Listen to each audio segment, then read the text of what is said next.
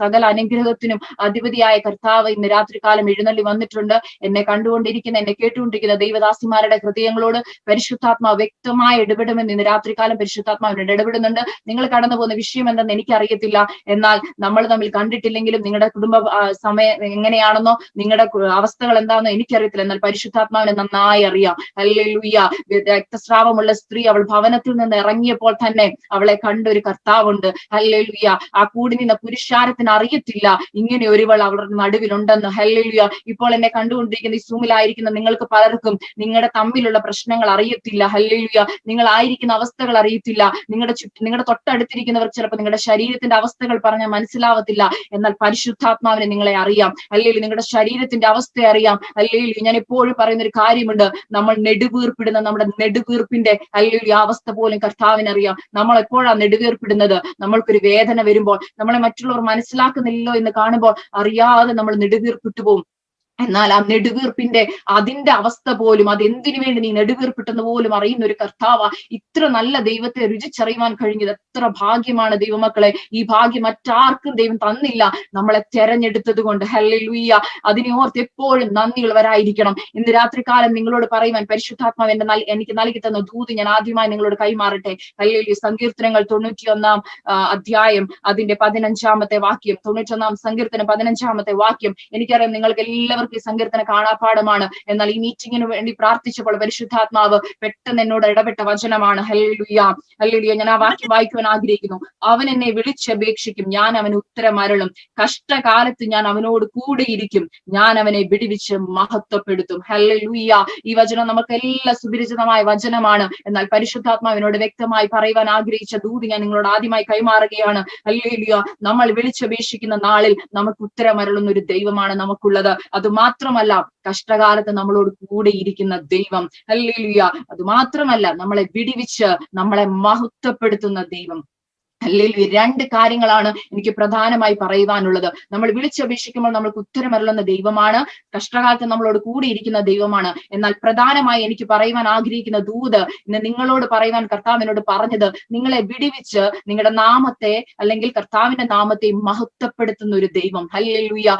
നമ്മുടെ ജീവിതത്തിന്റെ സാഹചര്യങ്ങൾ എന്തുമായിക്കൊള്ളട്ടെ, കർത്താവ് നമ്മുടെ ജീവിതത്തിൽ തരുന്ന കഷ്ടതകൾക്ക് പിൻപില്, രോഗത്തിന്റെ പിൻപില്, നിങ്ങളായിരിക്കുന്ന സിറ്റുവേഷൻസിന്റെ എല്ലാം പിൻപിൽ നിങ്ങൾക്ക് ചോദ്യങ്ങൾ കാണും ദൈവസന്നിധിയിൽ. ഇന്നിപ്പോൾ ഈ പ്രാർത്ഥനയിൽ ഇരിക്കുമ്പോൾ തന്നെ നിങ്ങൾ ചില ചോദ്യങ്ങളുമായിട്ടായിരിക്കും ദൈവസന്നിധിയിൽ കടന്നു വന്നിരിക്കുന്നത്. കർത്താവേ, എന്റെ ജീവിതത്തിൽ എന്തിനാണ് ഈ കഷ്ടത? ഹല്ലേലൂയ. ഒന്ന് മാറുമ്പോൾ മറ്റൊന്നായിട്ട് കഷ്ടത മാത്രമാണല്ലോ എന്റെ ജീവിതത്തിലുള്ളത്. ഹല്ലേലൂയ. പ്രതികൂലങ്ങൾ മാത്രമാണല്ലോ എന്റെ ജീവിതത്തിലുള്ളത്. കർത്താവിന്റെ നാമത്തെ വിളിച്ചപേക്ഷിക്കുന്ന ഞങ്ങൾക്ക്, ഹല്ലേലൂയ, അല്ലെങ്കിൽ എനിക്ക്, എന്റെ കുടുംബത്തിന്, കർത്താവിന്റെ നാമത്തിന് വേണ്ടി വേർതിരിക്കപ്പെട്ട എന്റെ കുടുംബത്തിന്, കർത്താവിന്റെ വിളി കേട്ട് ഇറങ്ങി തിരിച്ച എനിക്ക് എന്തുകൊണ്ട് ഈ കഷ്ടത? എന്തുകൊണ്ട് ഈ പ്രയാസം? എന്തുകൊണ്ട് ഈ വേദന? ഹല്ലേലൂയ. എനിക്ക് നോക്കുമ്പോൾ സമാധാനിക്കുവാൻ ഒന്നുമില്ല എന്റെ മുമ്പിൽ, സന്തോഷിക്കുവാൻ ഒന്നുമില്ല. മറ്റുള്ളവരുടെ മുമ്പിൽ നിന്റെ ദൈവം എവിടെയെന്ന് ചോദിക്കുന്ന ചില അവസ്ഥകൾ എന്നെ കേട്ടുകൊണ്ടിരിക്കുന്ന സഹോദരിമാരെ നിങ്ങളുടെ ജീവിതത്തിൽ ഉണ്ടാകാം, മാതാക്കളെ നിങ്ങളുടെ ജീവിതത്തിൽ ഉണ്ടാകാം. ചിലപ്പോൾ തലമുറയെ നോക്കുമ്പോൾ നിങ്ങൾക്ക് നിരാശ മാത്രമായിരിക്കാം നിങ്ങളുടെ മുമ്പിലുള്ളത്. ഹല്ലേലൂയ. അല്ലെങ്കിൽ നിങ്ങളുടെ ശരീരത്തിലേക്ക് നോക്കുമ്പോൾ ശരീരത്തിന്റെ അവസ്ഥകൾ കാണുമ്പോൾ, എന്തിനാ കർത്താവേ ഒന്ന് മാറുമ്പോൾ മറ്റൊരു രീതിയിൽ എന്നെ ഒരു രോഗിയായാണല്ലോ മറ്റുള്ളവർ എപ്പോഴും കാണുന്നത്? സാക്ഷ്യം പറയുവാൻ പോലും എനിക്ക് മടിയാണ്. കാരണം എപ്പോഴും പറയാനുള്ളത് എനിക്ക് വേണ്ടി പ്രാർത്ഥിക്കണം, അല്ലാതെ ഒരു പ്രൈസ് റിപ്പോർട്ട് പറയുവാൻ എന്റെ ജീവിതത്തിൽ ഒന്നുമില്ലല്ലോ. ഹല്ലേലൂയ. തലമുറകളാണെങ്കിൽ എന്നെ കേട്ടുകൊണ്ടിരിക്കുന്ന യുവാക്കന്മാർ, യുവതികളുണ്ടെന്ന് ഞാൻ വിശ്വസിക്കുന്നു. കുഞ്ഞുങ്ങളുണ്ട്. നിങ്ങൾക്ക് ചിലപ്പോൾ ചിന്തിക്കാനുണ്ടോ, എനിക്ക് മാത്രം എന്താ ഒരു ഉയർച്ചയില്ലാത്തത്? എന്റെ പഠനത്തിൽ എനിക്ക് മാത്രം എന്താ ഒരു നന്മ കാണുവാൻ കഴിയാത്തത്? മറ്റുള്ളവരൊക്കെയും എന്നേക്കാൾ ഹല്ലേലൂയ ഓടി അവർ അച്ചീവ് ചെയ്യേണ്ടതൊക്കെ അച്ചീവ് ചെയ്യുമ്പോൾ എനിക്ക് എന്തുകൊണ്ട് കർത്താവേ ഹല്ലേലൂയ അവരോടൊപ്പം ആയി തീരുവാൻ കഴിയുന്നില്ല? ഇതിനുള്ള ഉത്തരം ഇന്ന് പരിശുദ്ധാത്മാവ് എന്റെ കരങ്ങളിൽ ഏൽപ്പിച്ചിട്ടുണ്ട് ദൈവമക്കളെ. അതെന്തുവാന്ന് ഞാൻ പറയും. എന്റെ സാക്ഷ്യത്തോട് അനുബന്ധിച്ചാണ് ഞാൻ പറയുന്നത്. ഹല്ലേലൂയ. ഒരു കാര്യം ഞാൻ പറയാം, എല്ലാവരുടെയും വിളിയല്ല നിന്റെ മേലുള്ള വിളി. ഹല്ലേലൂയ. ദൈവത്തിന്റെ വിളിയുള്ള എല്ലാവരുടെയും ജീവിതത്തിൽ കഷ്ടതയുണ്ട്. നമ്മുടെ ബൈബിളിന്റെ ഉൽപ്പത്തി തൊട്ട് വെളിപ്പാട് വരെ എടുത്തു നോക്കിക്കഴിഞ്ഞാൽ വിളിയുള്ളവർ കടന്നുപോയ വേദനകളും പ്രയാസങ്ങളും അതികഠിനമാണ്. ഹല്ലേലൂയ. കാരണം ഹല്ലേലൂയ, യെശയ്യാ പ്രവാചകന്റെ പുസ്തകം, എന്നോട് പരിശുദ്ധാത്മ ഇടപെടുന്ന ഒരു വചനവും കൂടെ ഞാൻ നിങ്ങളോട് അറിയിക്കട്ടെ. യെശയ്യാ പ്രവാചകന്റെ പുസ്തകം, ഹല്ലേലൂയ, അതിന്റെ 28 അധ്യായം അതിന്റെ 23 തൊട്ടുള്ള വചനങ്ങൾ ഞാൻ നിങ്ങളെ ഇന്ന് വായിച്ചു കേൾപ്പിക്കുവാൻ ആഗ്രഹിക്കുന്നു. യെശയ്യാവ് 28 അതിന്റെ 23 തൊട്ടുള്ള വാക്യങ്ങൾ. ചെവി തന്ന് എന്റെ വാക്ക് കേൾക്കുവിൻ, ശ്രദ്ധ വെച്ച് എന്റെ വചനം കേൾക്കുവിൻ. വിതയ്ക്കുവാൻ ഉഴുന്നവൻ ഇടവിടാതെ ഉഴുതുകൊണ്ടിരിക്കുന്നുവോ? അവൻ എല്ലായ്പ്പോഴും നിലം കീറി കട്ട ഉടച്ചുകൊണ്ടിരിക്കുന്നുവോ? നിലം നിരപ്പാക്കിയിട്ട് അവൻ കരിഞ്ജീരകം വിതയ്ക്കുകയും ജീരകം വിതറുകയും ഗോതമ്പ് ഉഴവ് പൊള്ളിയിലും അതിനുള്ള സ്ഥലത്തും ചെറുഗോതമ്പും അതിന്റെ അറ്റത്ത് ഇടുകയും ചെയ്യുന്നില്ലയോ? അങ്ങനെ അവന്റെ ദൈവം അവനെ യഥാക്രമം ഉപദേശിച്ച് പഠിപ്പിച്ചിരിക്കുന്നു.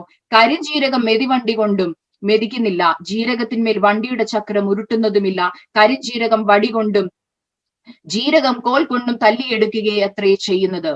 മെതിക്കയിൽ ധാന്യം ചതച്ചു കളയാറുണ്ടോ? അവൻ അതിനെ എല്ലായ്പ്പോഴും മെതിക്കുകയും വണ്ടിയുടെ ചക്രത്തെയും കുതിരകളെയും അതിന്മേൽ തെളിയിക്കുകയും ചെയ്യുന്നില്ലയോ? ഈ വചനത്തിൽ നിന്ന് എനിക്ക് പറയുവാൻ ആഗ്രഹിക്കുന്ന ഒരു വിഷയം, അതിന്റെ അവസാനത്തെ വാക്യം ഇങ്ങനെയാണ് വായിക്കുന്നത്: അവൻ ആലോചനയിൽ അതിശയും ജ്ഞാനത്തിൽ ഉത്കൃഷ്ടതയും ഉള്ളവനാകുന്നു. ഹല്ലേലൂയ. ഇത് നമ്മുടെ കർത്താവിനെ കുറിച്ച് പറയുന്ന ഒരു വചനമാണ്. ഹല്ലേലൂയ. കർത്താവ് പറയുന്ന ഒരു കാര്യം, വിതയ്ക്കുവാൻ പോകുന്നവൻ അവൻ എങ്ങനെയാണ് നിലം ഒരുക്കുന്നത്? അതിനെ കട്ടകൾ ഉടയ്ക്കും, അതിനെ കീറും. ഹല്ലേലൂയ. നമുക്കൊക്കെ അറിയാം, നമ്മുടെ നാട്ടിലൊക്കെ നമ്മൾ ഈ വിതയ്ക്കുന്നതൊക്കെ കണ്ടിട്ടുണ്ട്, നമ്മൾ കഥകളിൽ കണ്ടിട്ടുണ്ട്, അല്ലെങ്കിൽ നമ്മൾ TV-യിൽ കണ്ടിട്ടുണ്ട് എങ്ങനെയാണ് ആൾക്കാർ ഇത് വിതയ്ക്കുവാൻ പോകുന്നവർ വിതയ്ക്കുന്നതെന്ന്. ആദ്യം അവർ നിലം ഒന്ന് അല്ലെങ്കിൽ ഒരുക്കിയെടുക്കും. അപ്പോൾ ഞാൻ ഇവിടെ പറയുവാൻ ആഗ്രഹിക്കുന്നത്, ഗോതമ്പ് വിതയ്ക്കും, യവം വിതയ്ക്കും, ഹല്ലേലൂയ, കരിജീരകവും ജീരകവും ഒക്കെ വിതയ്ക്കുന്നതിനെ കുറിച്ച് ഇവിടെ പറയുന്നുണ്ട്. പല രീതിയിലാണ് അത് ചെയ്യുന്നത്. ഹല്ലേലൂയ. യവവും ഗോതമ്പും വിതയ്ക്കുന്നത് പോലെയും ചെയ്യുന്നത് പോലെയും അല്ല ജീരകവും കരിഞ്ജീരകവും ചെയ്യുന്നത്. ഹല്ലേലൂയ. അതിന് വ്യത്യാസമുണ്ട്. എന്നാൽ ഈ കഷ്ടതയുടെ നടുവിൽ നമ്മൾ കടന്നു പോകുന്ന കഷ്ടതകളെ ഇതുമായിട്ട് താരതമ്യപ്പെടുത്തുവാൻ പരിശുദ്ധാത്മാവ് എനിക്ക് തന്ന ഒരു ആലോചന ഞാൻ നിങ്ങളെ അറിയിക്കുവാൻ ആഗ്രഹിക്കുന്നു. ഹല്ലേലൂയ. യവവും ഗോതമ്പും കർഷകൻ വിതയ്ക്കുമ്പോൾ, ഹല്ലേലൂയ, അവൻ അതിന്റെ സമയവും സാഹചര്യങ്ങളും എല്ലാം അനുസരിച്ച് അതിനെ വിതയ്ക്കും. അല്ലെങ്കിൽ കട്ടകളൊക്കെ ഉടച്ച് അതിനെ വിതച്ചു. ഈ വിതയ്ക്കുന്ന സമയത്ത് ഗോതമ്പും യവവും ഇങ്ങനെ മുളച്ചു വന്ന് അതിന്റെ ധാന്യമൊക്കെയും പുറപ്പെടുവിച്ച് അതിങ്ങനെ നിൽക്കുന്ന സമയത്ത് അത് വിചാരിക്കുന്നത് എന്തുവാണ്? ഹല്ലേലൂയ, എന്റെ കർഷകൻ കടന്നു വന്ന് എന്നെ തന്റെ കരങ്ങളിൽ എടുക്കുമെന്നാണ്. എന്നാൽ അങ്ങനെയല്ല. ഒരു മെതിവണ്ടിയാണ് അതിന്റെ പുറത്തേക്ക് അയക്കുന്നത്. എന്തിനാണ് മെതിവണ്ടി അയക്കുന്നത്? ആ ധാന്യം ശേഖരിക്കേണ്ടതിന്. ദൈവമക്കളെ, ഇതേ സമയം കരിഞ്ജീരകവും ജീരകവും ഹല്ലേലൂയ വിതയ്ക്കുകയും വിതറുകയും ചെയ്യുന്നു. അല്ലെങ്കിൽ ഇങ്ങനെ അപ്രയും ഇപ്രയുമായിട്ടാണ്. ഗോതമ്പ് ഒരു സൈഡില്, യവം ഒരു വശത്ത്. ഇത് യഹൂദ പശ്ചാത്തലത്തിൽ പറയുന്നതാണ്. യവം ഒരു വശത്ത്, ഗോതമ്പ് ഒരു വശത്ത്, കരിഞ്ജീരകവും ജീരകവും മറുവശങ്ങളിൽ ഇങ്ങനെ വിതച്ചിട്ടിരിക്കുകയാണ്. ഈ സമയം മെതിവണ്ടി കടന്നു വന്ന് ഹല്ലേലൂയ യവവും ഹല്ലേലൂയ ഗോതമ്പും ഹല്ലേലൂയ മെതിവണ്ടി കയറ്റി ഇറക്കിയ ഗോതമ്പ് മണികളെ എടുക്കുന്നു. ഹല്ലേലൂയ. ഈ സമയം ജീരകവും കരിഞ്ജീരകവും വെയിറ്റ് ചെയ്യുവാണ്. അവർ വിചാരിക്കുന്നു ഹല്ലേലൂയ ഈ മെതിവണ്ടി ഇപ്പോൾ തങ്ങളുടെ ശരീരത്തൂടെ കയറി ഇറങ്ങും. എന്നാൽ അവരെ മെതിവണ്ടി കൊണ്ടല്ല എടുക്കുന്നത്, വടി കൊണ്ടാണ് എടുക്കുന്നത്, കോലുകൊണ്ട് അടിച്ചാണ് എടുക്കുന്നത്. ഇതിൽ നിന്ന് പരിശുദ്ധാത്മാ പറയുന്ന ഒരു ദൂതുണ്ട്. നിന്റെ കഷ്ടതയല്ല മറ്റുള്ളവരുടെ കഷ്ടത. അല്ലെങ്കിൽ നിനക്ക് മാത്രം എന്താ മെതിവണ്ടി കയറി ഇറങ്ങുന്ന പോലത്തെ കഷ്ടത എന്ന് ചോദിക്കുന്ന ദൈവമക്കളോട് ഞാനൊരു കാര്യം പറയുവാൻ ആഗ്രഹിക്കുന്നു. ഹല്ലേലൂയ. നിന്റെ പുറത്തൂടെ മെതിവണ്ടി കയറി ഇറങ്ങിയാലേ നിനക്ക് കളപ്പുരയിൽ എത്തുവാൻ കഴിയത്തുള്ളൂ. ഹല്ലേലൂയ. ജീരകം, എനിക്ക് സഹോദരിമാരാകുമ്പോൾ നിങ്ങൾക്കറിയാമല്ലോ, നമ്മളൊക്കെ കുക്ക് ചെയ്യുമ്പോൾ അറിയാം, ജീരകം ഗോതമ്പ് എടുക്കുന്ന പോലെയാണോ നമ്മൾ എടുക്കുന്നത്? ഗോതമ്പ് നമ്മൾ എത്രത്തോളം അളവിനെടുക്കും? നമ്മുടെ കുടുംബത്തിന് ആവശ്യമായ അനുസരിച്ചാണ് ഗോതമ്പ് എടുക്കുന്നത്. എനിക്ക് തോന്നുന്നു ആഴ്ചയിൽ ഒരു കുറഞ്ഞത് ഒരു 5-6 വട്ടമെങ്കിലും നമ്മൾ ഗോതമ്പ് കൊണ്ടുള്ള ഡിഷസ് എന്തെങ്കിലും ഉണ്ടാക്കും. എന്നാൽ ജീരകവും കരിഞ്ജീരകവും നമ്മൾ എങ്ങനെ ഉപയോഗിക്കുന്നത്? വല്ലപ്പോഴും ഒന്ന് ഉപയോഗിച്ചാലായി. അല്ലെങ്കിൽ അതിന്റെ അളവിന് കുറവുണ്ട്. അല്ലെങ്കിൽ കാരണം അതിന് വടി കൊണ്ടാണ് അടി കിട്ടുന്നത്. വടി കൊണ്ട് അടി കിട്ടി ചെറിയ കഷ്ടതയിൽ കൂടി കടന്നു പോകുന്നതിന് ദൈവത്തിന് ചെറുതായിട്ട് ഉപയോഗിക്കുവാൻ കഴിയത്തുള്ളൂ. എന്നാൽ നിന്റെ ജീവിതത്തിൽ, നിന്റെ തലമുറയുടെ ജീവിതത്തിൽ വലിയ കഷ്ടതകളാണ് കടന്നു വരുന്നത്.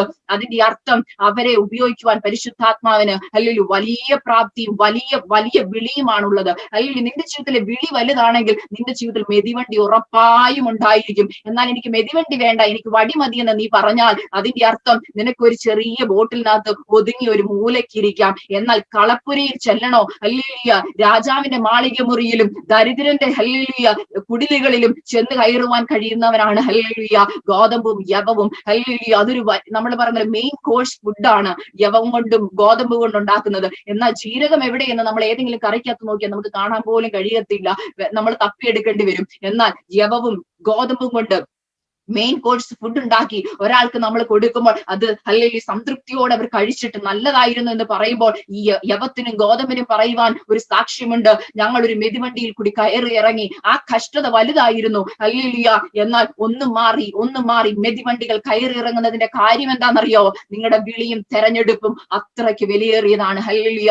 ദൈവമക്കളെ, ഞാൻ ഇതൊന്ന് പറയുവാൻ ആഗ്രഹിക്കുന്നത്, കഷ്ടതയുടെ നടുവിൽ കർത്താവ് ഒരിക്കലും മാറിയിരിക്കത്തില്ല. ഹല്ലേലൂയ. നമ്മൾ വചനത്തിൽ പറഞ്ഞിട്ടുണ്ടല്ലോ, ഹല്ലേലൂയ കുശവന്റെ കയ്യിലെ കളിമണ്ണ്, അതുപോലെ തന്നെ സ്വർണത്തെ പണിയുന്ന തട്ടാനുമായിട്ട് കർത്താവിനെ ഉപയോഗിച്ചിട്ടുണ്ടല്ലോ. ഞാനൊരു കാര്യം ചോദിച്ചിട്ട്, ഇവിടെ ചിലരെങ്കിലും സ്വർണ്ണം ഉപയോഗിച്ചിട്ടുണ്ടാവും, സ്വർണ്ണത്തെ കുറിച്ച് ഗ്രാഹ്യമുള്ളവരായിരിക്കാം. എനിക്കും സ്വർണ്ണത്തെ കുറിച്ച് വലിയ ഗ്രാഹ്യമില്ല, കാരണം ഞാൻ അല്ലെങ്കിൽ ജനിച്ചത് ഒരു പെന്തക്കോസ്ത് ഭവനത്തിലായതുകൊണ്ട് തന്നെ ആഭരണം ഇട്ടിട്ടില്ല. എന്നാൽ പറഞ്ഞു കേട്ടിട്ടുണ്ട്, ഞാൻ കണ്ടിട്ടുണ്ട്. ഹല്ലേലൂയ തട്ടാൻ സ്വർണം അല്ലെങ്കിൽ തീക്കകത്തേക്ക് ഇട്ടിട്ട് ഹല്ലേലൂയ അതിന്റെ ശുദ്ധീകരണം ചെയ്യുന്ന സമയത്ത് ഒരിക്കലും തട്ടാൻ അതിനെ തീയിലിട്ടിട്ട് മാറിയിരിക്കത്തില്ല. നിങ്ങൾ ആരെങ്കിലും കണ്ടിട്ടുണ്ടോ മാറിയിരിക്കുന്നത്? ഒരു ചായ കുടിക്കാൻ പോകത്തില്ല, റെസ്റ്റ് എടുക്കാൻ പോകത്തില്ല. ആ തീക്കകത്തേക്ക് സ്വർണ്ണ ഖനി ഇട്ടതിന് ശേഷം തട്ടാൻ സൂക്ഷ്മമായി അതിനെ നോക്കിക്കൊണ്ടിരിക്കും. ദൈവമക്കളെ, ഞാനൊരു കാര്യം ചോദിക്കട്ടെ, നമ്മൾ ഒരു സ്വർണ്ണ ഉരുപ്പിടിയാണെങ്കിൽ നമ്മുടെ കർത്താവായ തട്ടാൻ ഹല്ലേലൂയ നമ്മളെ തീക്കകത്തേക്ക് ഇട്ടിട്ട് അവൻ മാറിയിരിക്കുന്ന ദൈവമല്ല. ദൈവവചനത്തിന്റെ ആദ്യോടൊന്നും നമ്മൾ നോക്കിക്കഴിഞ്ഞാൽ പരിശുദ്ധാത്മാവ് പലയിടത്ത് പറഞ്ഞിട്ടുണ്ട്, ഹൃദയം നുറുങ്ങിയവർക്ക് യഹോവ സമീപസ്ഥൻ. ഇപ്പോൾ ഞാൻ പറഞ്ഞല്ലോ, കഷ്ടകാലത്ത് ഞാൻ അവനോട് കൂടെയിരിക്കും. അതിന്റെ അർത്ഥം എന്താ? ചിലപ്പോൾ നിന്റെ ഭർത്താവിന് നിന്റെ കൂടെ ഇരിക്കുവാൻ കഴിയത്തില്ല. നിന്റെ വേദനയുടെ നടുവില് ചിലപ്പോൾ ഭർത്താക്കന്മാരോട് പറഞ്ഞാൽ അവർക്ക് മനസ്സിലാക്കാൻ കഴിയാത്ത വേദനയിൽ കൂടിയാവാം നീ കടന്നു പോകുന്നത്. ഹല്ലേലൂയ ചിലപ്പോൾ നിന്റെ വേദന നീ ഷെയർ ചെയ്യുമ്പോൾ അവർക്ക് പല ചോദ്യങ്ങൾ കാണും. അല്ലെങ്കിൽ നീ ഇത്രയും നാളും പ്രാർത്ഥിച്ചിട്ട് എന്തുകൊണ്ട് നിനക്ക് മാത്രം വിടുതലില്ല? അതുപോലുള്ളവർ വിടുതൽ പ്രാപിക്കുന്നുണ്ടല്ലോ. ചിലപ്പോൾ നിങ്ങൾക്ക് സ്വന്തം മാതാവിനോടോ പിതാവിനോടോ പറയാൻ കഴിയത്തില്ലായിരിക്കാം നിങ്ങൾ കടന്നു പോകുന്ന വിഷയങ്ങളുടെ ഗൗരവം എത്രയും ആയിക്കോട്ടെ.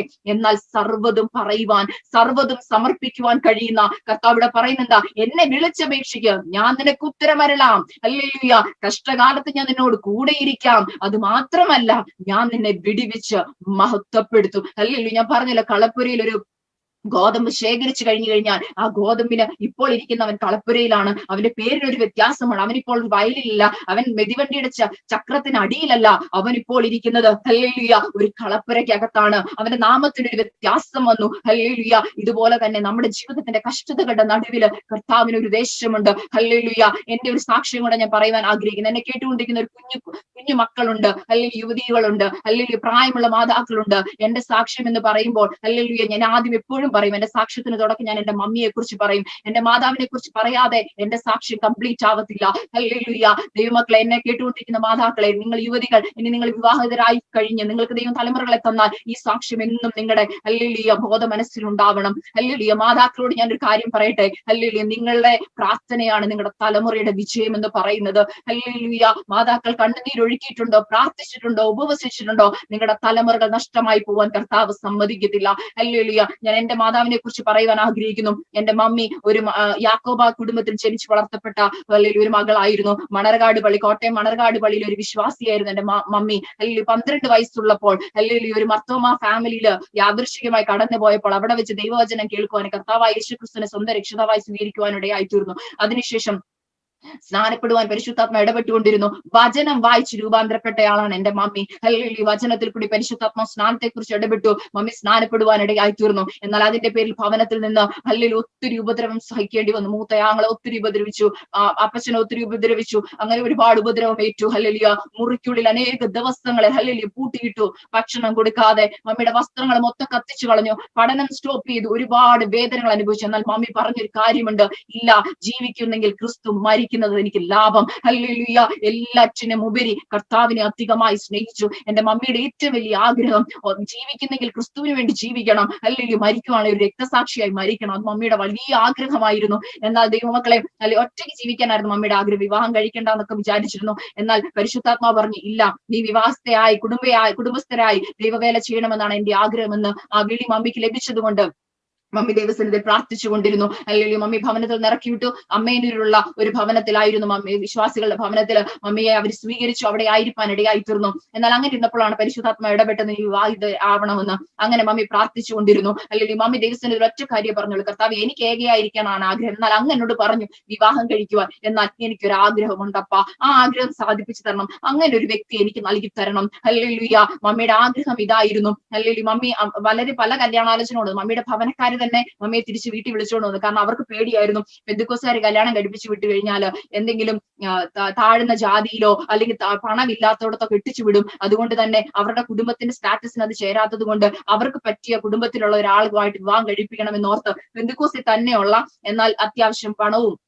വസ്തുവകകളും ഒക്കെയുള്ള ഒരു നല്ല മാന്യമായ ജോലിയും വിദേശത്ത് ജോലിയും ഒക്കെയുള്ള ഒരാളുമായിട്ട് മമ്മിയുടെ വിവാഹം നടത്തുവാൻ ആഗ്രഹിച്ചു. കാരണം മമ്മി മാത്രമാണ് മമ്മിയുടെ കുടുംബത്തിൽ അത്യാവശ്യം വിദ്യാഭ്യാസവും അത്യാവശ്യം പഠിക്കുവാൻ കഴിവൊക്കെ ഉണ്ടായിരുന്ന ഒരാള്. അപ്പൊ ഭാവിയിൽ വിദേശത്തൊക്കെ പോയി ജോലിയൊക്കെ ചെയ്ത് ചില സാമ്പത്തിക സ്ഥിതിയൊക്കെ ഉണ്ടായാൽ കുടുംബത്തിന് സഹായമാകുമല്ലോ എന്നോർത്ത് അവർ ആഗ്രഹിച്ചു. എന്നാൽ മമ്മി ഈ മറുവശത്ത് പ്രാർത്ഥിച്ചുകൊണ്ടിരുന്നത്, അല്ലെങ്കിൽ മമ്മി ദൈവസന്നിധി പ്രാർത്ഥിച്ചുകൊണ്ടത്, കർത്താവെ, എനിക്ക് ദൈവം തരുന്ന ഒരു കുടുംബജീവിതത്തെ കുറിച്ച് എനിക്കൊരു കാഴ്ചപ്പാടുണ്ട് കർത്താപ്പച്ച.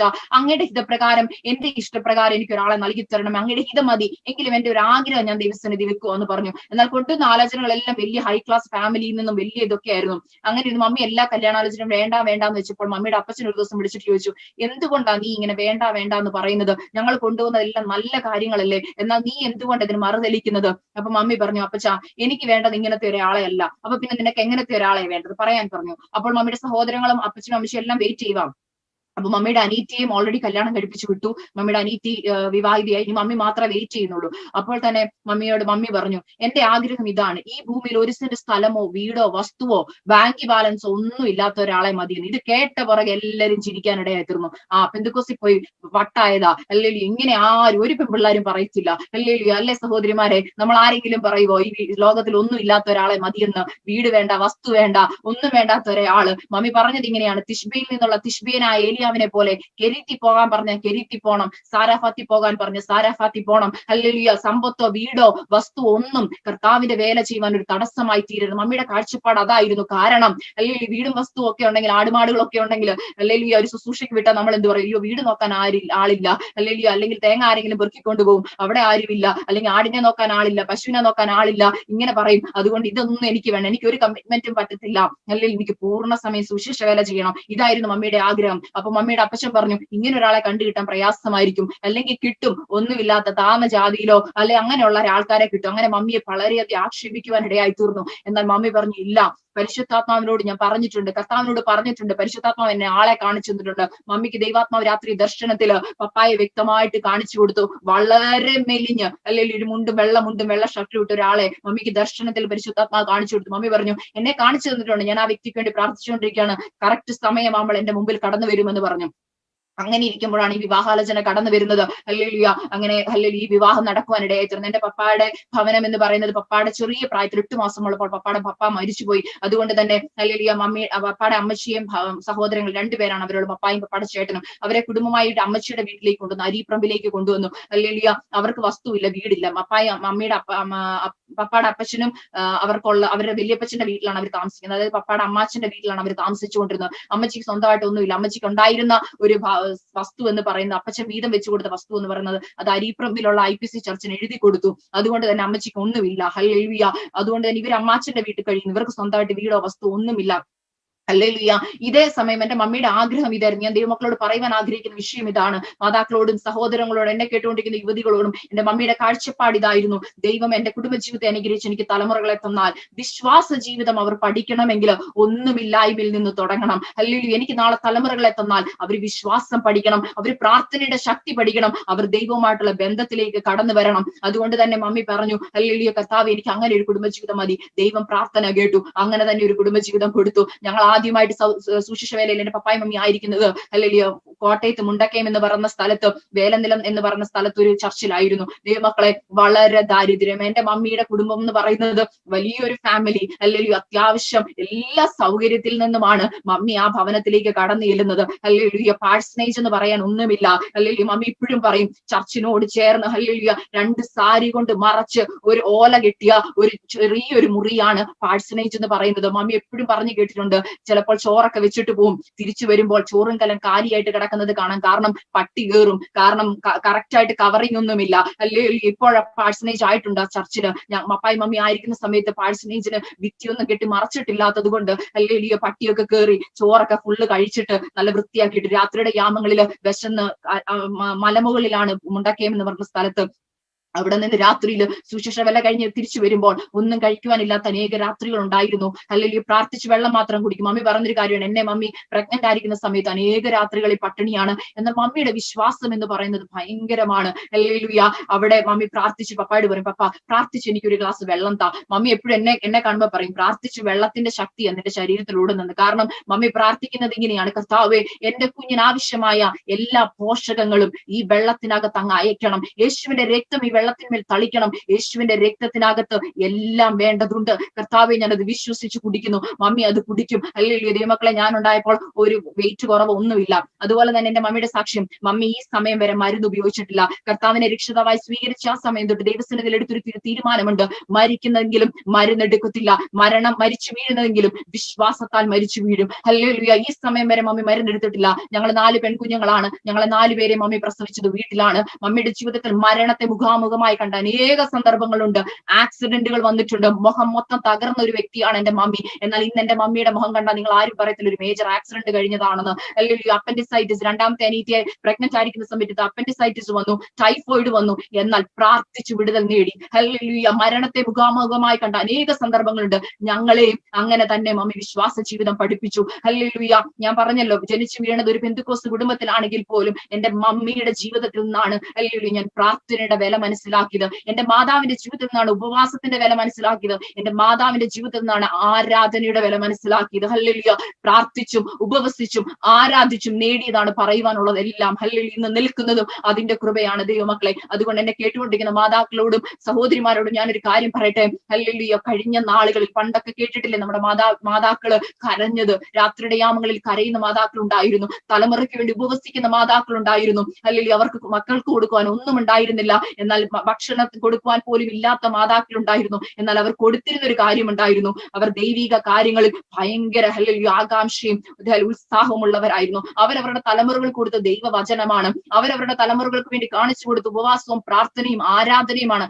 ആരാധിക്കാൻ മടിയില്ലാത്തൊരു മാതാക്കൾ ഉണ്ടായിരുന്ന ഒരു കാലഘട്ടം നമുക്കുണ്ടായിരുന്നു. എന്നാൽ ഇന്ന് കടന്നു വരുമ്പോൾ നമ്മുടെ ജോലി തിരക്ക് മൂലം അല്ലെങ്കിൽ നമ്മുടേതായ ജീവിതത്തിന്റെ ശൈലികൾ മാറിയപ്പോൾ പലപ്പോഴും ഉപവസിക്കുവാനോ പ്രാർത്ഥിക്കുവാനോ സമയമില്ലാത്തവരാണ് പലരും. ഹല്ലേലൂയ. എന്നാൽ അതിൻ്റെതായ വീഴ്ചകൾ നമ്മൾ കണ്ടു തുടങ്ങി. ഹല്ലേലൂയ. എന്നാൽ ഞാൻ ഒരു കാര്യം ഇപ്പോൾ തന്നെ പറയുവാൻ ആഗ്രഹിക്കുന്നു, പ്രിയ ദൈവമക്കളെ, നിങ്ങൾക്ക് ലഭിക്കുന്ന സമയം, ആരോഗ്യമുള്ളപ്പോൾ, ആയുസ്സുള്ളപ്പോൾ, ദൈവം നിങ്ങൾക്ക് ഹല്ലേലൂയ ശരീരത്തിന് പുഷ്ടി നൽകുമ്പോൾ ഉപവസിക്കുകയും പ്രാർത്ഥിക്കുകയും ചെയ്താൽ അതൊരു ബാങ്ക് ഡെപ്പോസിറ്റ് പോലെ. ഹല്ലേലൂയ. ഞാനൊരു കാര്യം പറയട്ടെ, എന്റെ ജീവിതാനുഭവത്തിൽ നിന്ന്, എന്റെ മമ്മിയുടെ ജീവിതാനുഭവത്തിൽ നിന്നാണ് ഞാൻ ഇത് പറയുന്നത്. ഞങ്ങളുടെ ജീവിതത്തിലില്ലാത്ത ഒരു കാര്യം ഞാൻ നിങ്ങളോട് പറയുവാൻ ആഗ്രഹിക്കുന്നില്ല. എന്റെ മമ്മി എപ്പോഴും പറയുന്ന ഒരു കാര്യമുണ്ട് ഞങ്ങളോട്, മക്കളെ കിട്ടുന്ന സമയം എല്ലാം ഉപവസിക്കണം, പ്രാർത്ഥിക്കണം. 10 വയസ്സുള്ളപ്പോൾ രക്ഷിക്കപ്പെട്ട സമയം തൊട്ട് മമ്മി എന്നെ കൊണ്ട് ഉപവസിപ്പിക്കുമായിരുന്നു. ഹല്ലേലൂയ. അന്നൊക്കെ ഉപവാസം ഒരു ബുദ്ധിമുട്ടായിട്ട് തോന്നിയെങ്കിൽ പിന്നീട് എനിക്കൊരു കാര്യം മനസ്സിലായി, അതൊരു ലൈഫ് സ്റ്റൈലായിട്ട് മാറുവാനിടയായി തീർന്നു. അതായത് ഒരു ദിവസം അവധി കിട്ടുമ്പോൾ ഉപവസിച്ച് ദൈവസന്നിധിയിൽ ഇരുന്നില്ലെങ്കിൽ ഒരു വലിയ ബുദ്ധിമുട്ടാ. ഹല്ലേലൂയ. അങ്ങനെ ദൈവസന്നിധി ഇരിക്കുക, ദൈവശബ്ദം കേൾക്കുക, വചനം വായിക്കുക, പ്രാർത്ഥിക്കുക, പ്രാർത്ഥിച്ച് നേടുക, അതിന് ഭയങ്കര ഒരു മഹത്വം ദൈവമക്കളെ. ഹല്ലേലൂയ. ഞാൻ പറയാൻ ആഗ്രഹിക്കുന്ന കാര്യം, നമുക്കിപ്പോൾ ആയുസ്സും ആരോഗ്യമുള്ളപ്പോൾ നമ്മൾ ജോലി ചെയ്യുന്നു. ജോലി ചെയ്ത് കിട്ടുന്ന പൈസകൾ നമ്മൾ എന്ത് ചെയ്യും? സേവ് ചെയ്യും. സേവിങ്സ് അക്കൗണ്ടിലേക്ക് സേവ് ചെയ്തിടും അല്ലെ? എന്തിനാ? നമ്മൾക്ക് പ്രായമൊക്കെ ആയി, ഇനി ജോലി ചെയ്യാൻ ബുദ്ധിമുട്ടുള്ളപ്പോ എന്ത് ചെയ്യും? നമ്മൾ എന്ന് പേ സ്ലിപ്പ് എഴുതി കൊടുത്ത് ക്യാഷ് വിഡ്രോ ചെയ്ത് നമ്മുടെ കാര്യങ്ങൾ നടത്തും. ഇതുപോലെ തന്നെയാണ് ഉപവാസവും പ്രാർത്ഥനയും. ആരോഗ്യമുള്ളപ്പോൾ, ആയുസ്സുള്ളപ്പോൾ, ദൈവം ശരീരത്തിന് ബലം നൽകുമ്പോൾ നിങ്ങൾ നിങ്ങളുടെ തലമുറകൾക്ക് വേണ്ടി ഉപവസിക്കാമോ? നിങ്ങൾ നിങ്ങളുടെ കുടുംബജീവിതത്തിന് വേണ്ടി ഉപവസിക്കാമോ? അല്ലെങ്കിൽ നിങ്ങളുടെ സഹോദരങ്ങൾക്കും നിങ്ങളുടെ സഭയ്ക്കും വേണ്ടി ഉപവസിക്കാമോ? ഞാൻ ഒരു കാര്യം പറയാം, നിങ്ങളുടെ ജീവിതത്തിൽ നിങ്ങൾക്ക് വയ്യാഴിക വരുന്ന സമയങ്ങളിൽ, നിങ്ങളുടെ ശരീരത്തിന് ബലഹീനത വരുന്ന സമയത്ത് നിങ്ങൾക്ക് ദൈവത്തോട് ചോദിക്കാം. പ്രാർത്ഥനയാകുന്ന പേ സ്ലിപ്പ് കൊടുത്തിട്ട്, കർത്താവേ, ഞാൻ കഴിഞ്ഞ നാളുകളിൽ ഉപവസിച്ചതാണല്ലോ, എന്റെ തലമുറയ്ക്ക് വേണ്ടി എനിക്കൊരു മറുപടി കാണണമേ കർത്താവേ. ഹല്ലേലൂയ. കർത്താവ് ഉത്തരമരുളുന്ന ദൈവമാണ്. ഹല്ലേലൂയ. ഹല്ലേലൂയ. ഹിസ്കിയാ രാജാവ് അതാണ് ചെയ്തത്. ഹല്ലേലൂയ. ഹിസ്കിയാ രാജാവിന്റെ അടുക്കല് ദൂതൻ വരുമ്പോൾ പറയുന്നതാണല്ലോ, അല്ലെ? യെശയ്യാ പ്രവാചകൻ അയക്കുമ്പോൾ ഹിസ്കിയാവ് പറയുന്നതാണല്ലോ, കർത്താവേ, ഞാൻ നിന്റെ നാമത്തിന് വേണ്ടി ചെയ്തത്, ഞാൻ ജീവിച്ചത് നീ കാണുന്നുണ്ടല്ലോ. ഹല്ലേലൂയ. ഡെപ്പോസിറ്റ് ചെയ്തവർക്ക് പറയുവാൻ ഹല്ലേലൂയ അധികാരമുള്ളൂ. അതുകൊണ്ട് തന്നെ ലഭിക്കുന്ന സമയം, ആരോഗ്യമുള്ളപ്പോൾ നിങ്ങൾ ദൈവസന്നിധിയിൽ ഉപവസിക്കുക, പ്രാർത്ഥിക്കുക, അതിന് മറുപടിയുണ്ട്. ഞാൻ പറഞ്ഞു വന്നത്, മമ്മി അങ്ങനെയാണ് ജീവിതം തുടങ്ങിയത്. ഹല്ലേലൂയ. ഇപ്പോഴും ദൈവഹിതപ്രകാരം വിശ്വാസത്തിൽ തന്നെ ആയിരിക്കുന്നു. ഹല്ലേലൂയ. രോഗശാന്തിയിൽ തന്നെ വിശ്വസിക്കുന്നു. മരുന്നിലോ വൈദ്യന്മാരിലോ ഇതുവരെ ആശ്രയിച്ചിട്ടില്ല. ഞങ്ങളെ 4 പെൺകുഞ്ഞുങ്ങളെ അങ്ങനെ തന്നെയാണ് വളർത്തിയത്. ഹല്ലേലൂയ. ഞങ്ങൾക്ക് മരുന്ന് തന്നിട്ടില്ല. ഹല്ലേലൂയ. ഞങ്ങൾക്കൊരു വാക്സിൻസ് എടുത്തിട്ടില്ല. ഞാൻ മരുന്നെടുക്കാൻ തുടങ്ങിയത് നഴ്സിംഗിന് പോയി. ഹല്ലേലൂയ. അതിനുശേഷം ഉണ്ടായി അതിനുശേഷമാണ് ഞാൻ ഇവിടെ അമേരിക്കയിലൊക്കെ വന്നപ്പോൾ എന്റെ ഡെലിവറിയുടെ സമയത്തൊക്കെ ഞാൻ ഹോസ്പിറ്റലിൽ പോയി. അതിനുശേഷമാണ് എനിക്കൊരു വ്യത്യാസം വന്നത്. എന്നാൽ അതിനു മുമ്പ് വരെ ഇപ്പോഴും, എന്നാൽ അതിനുശേഷം ഞാൻ പറഞ്ഞു ഈ സമയത്ത് വരെ എനിക്കൊരു വിഷയം വന്നത്, എന്റെ കുഞ്ഞുങ്ങൾക്ക് എന്തെങ്കിലും പ്രശ്നം വന്നാൽ ആദ്യം ഞാൻ ചെയ്യുന്നത് ഞാൻ പ്രാർത്ഥിക്കും. ഹല്ലേലൂയ. ഹല്ലേലൂയ. അതാണ് എനിക്ക് അറിയത്തുള്ളൂ. ആദ്യം വരുന്നത് പ്രാർത്ഥനയാണ്, അല്ലാതെ എനിക്ക് വേറെ ഒന്നും അറിയത്തില്ല. കാരണം ഹല്ലേലൂയ, നമ്മൾ പറഞ്ഞാൽ നമുക്കൊരു ക്രിട്ടിക്കൽ കണ്ടീഷൻ വന്നാൽ നമ്മളിപ്പം പറഞ്ഞാൽ ആംബുലൻസ് ഒക്കെ വിളിച്ച് ആശുപത്രിയിൽ എത്തിക്കാൻ ഒത്തിരി സമയം എടുക്കും. എന്നാൽ എന്റെ അപ്പ എന്ന് വിളിക്കുമ്പോൾ സെക്കൻഡിൽ ഇറങ്ങി വരുവാൻ കഴിയും നമ്മുടെ കർത്താവിന് മാത്രമാണ്. ഹല്ലേലൂയ. അവൻ ആരാ? ഏറ്റവും വലിയ വൈദ്യനാണ്. ഹല്ലേലൂയ. ഡോക്ടർമാർക്ക് പോലും അനേക ഗവേഷണങ്ങൾ നടത്തിയിട്ട് വേണം നമ്മുടെ രോഗത്തിന്റെ കാരണങ്ങൾ കണ്ടുപിടിക്കുവാൻ. എന്നാൽ അപ്പ എന്ന് വിളിക്കുമ്പോൾ ഇറങ്ങി നിന്റെ അടുക്കൽ കടന്നു വന്ന് ഒരു ടെസ്റ്റും കൂടാതെ, അല്ലെങ്കിൽ നിന്റെ ബ്ലഡ് എടുക്കാതെ, നിന്നെ വേദനിപ്പിക്കാതെ, നിന്നെ സ്കാൻ ചെയ്യാതെ, അല്ലെങ്കിൽ അഗ്നിജ്വാലയ്ക്കത്തെ കണ്ണുള്ളവൻ, അവൻ നിന്റെ ശരീരത്തിലേക്ക് നോക്കുമ്പോൾ നിന്റെ ശരീരത്തിന്റെ ഏത് ഭാഗത്താണ് നിനക്ക് വേദന, അത് എവിടെയൊക്കെ അഫക്ട് ചെയ്തിട്ടുണ്ടെന്ന് അറിഞ്ഞ് നിന്റെ കണ്ണുനീരിന്റെ മുമ്പിൽ നിന്നെ തൊട്ട് സൗഖ്യപ്പെടുത്തുന്നവനാണ് കർത്താവിന്റെ. യെശയ്യാ പ്രവാചകന്റെ പുസ്തകത്തിൽ എന്താണ് പറഞ്ഞിരിക്കുന്നത്? അവന്റെ അടിപ്പിണരാൽ നമ്മൾക്ക് സൗഖ്യം വന്നുമിരിക്കുന്നു. ദൈവമക്കളെ, ഞങ്ങളുടെ ജീവിതത്തിന്റെ സാക്ഷ്യമാണ്. എന്റെ മമ്മി എപ്പോഴും പറയുന്ന ഒരു വാക്കാണത്. അങ്ങയുടെ അടിപ്പിണരാൽ എനിക്ക് സൗഖ്യം വന്നുമിരിക്കുന്നു. ഓൾറെഡി അത് തന്നിരിക്കുക. ഞാൻ പറഞ്ഞല്ലോ, ഓൾറെഡി ഡെപ്പോസിറ്റഡ് ആ. ക്രിസ്തീയ ജീവിതത്തിൽ നമ്മൾ കർത്താവിന്റെ നാമത്തിന് വേണ്ടി അല്ലെങ്കിൽ ഇറങ്ങിത്തിരിക്കുമ്പോൾ ഓൾറെഡി നിങ്ങളുടെ അക്കൗണ്ടിലേക്ക് അത് ട്രാൻസ്ഫേർഡ് ആണ്. സൗഖ്യം ട്രാൻസ്ഫേർഡ് ആണ്. ഒറ്റ കാര്യം ചെയ്ത് നിങ്ങൾക്ക് വേണ്ടി സേവ് ചെയ്തിട്ടിരിക്കുക. പക്ഷെ എപ്പോഴാണ് നമ്മൾ അത് റിസീവ് ചെയ്യുന്നത്? ഞാനിപ്പോ പറഞ്ഞതുപോലെ, നിങ്ങൾക്ക് പണത്തിനൊരു ബുദ്ധിമുട്ട് വരുമ്പോൾ നിങ്ങൾക്ക് രോഗസൗഖ്യമാണോ വേണ്ടത്? പ്രേയർ ആകുന്ന പേ സ്ലിപ്പ് നിങ്ങൾ കർത്താവിന്റെ കരങ്ങളിലേക്ക് ഫില്ല് ചെയ്ത് കൊടുക്കണം. കർത്താവെ, എനിക്ക് ഇന്ന അസ്വസ്ഥതയാണ്, എനിക്ക് ഷോൾഡർ പെയിൻ ആണ്, അല്ലെങ്കിൽ എനിക്ക് ഇന്ന വലിയ വേദനയാണ്, എനിക്ക് നടുവേദനയാണ്, എനിക്ക് മുട്ടിന് വേദനയാണപ്പാ, എന്നെ സൗഖ്യമാക്കണമേ. എനിക്ക് ഡോക്ടറിന്റെ അടുക്ക കടന്നു പോകണ്ട കർത്താവേ. ഹല്ലേലൂയ. എനിക്ക് വലിയ പ്രൊസീജിയേഴ്സിൽ കൂടെ കടന്നു പോകണ്ടപ്പാ.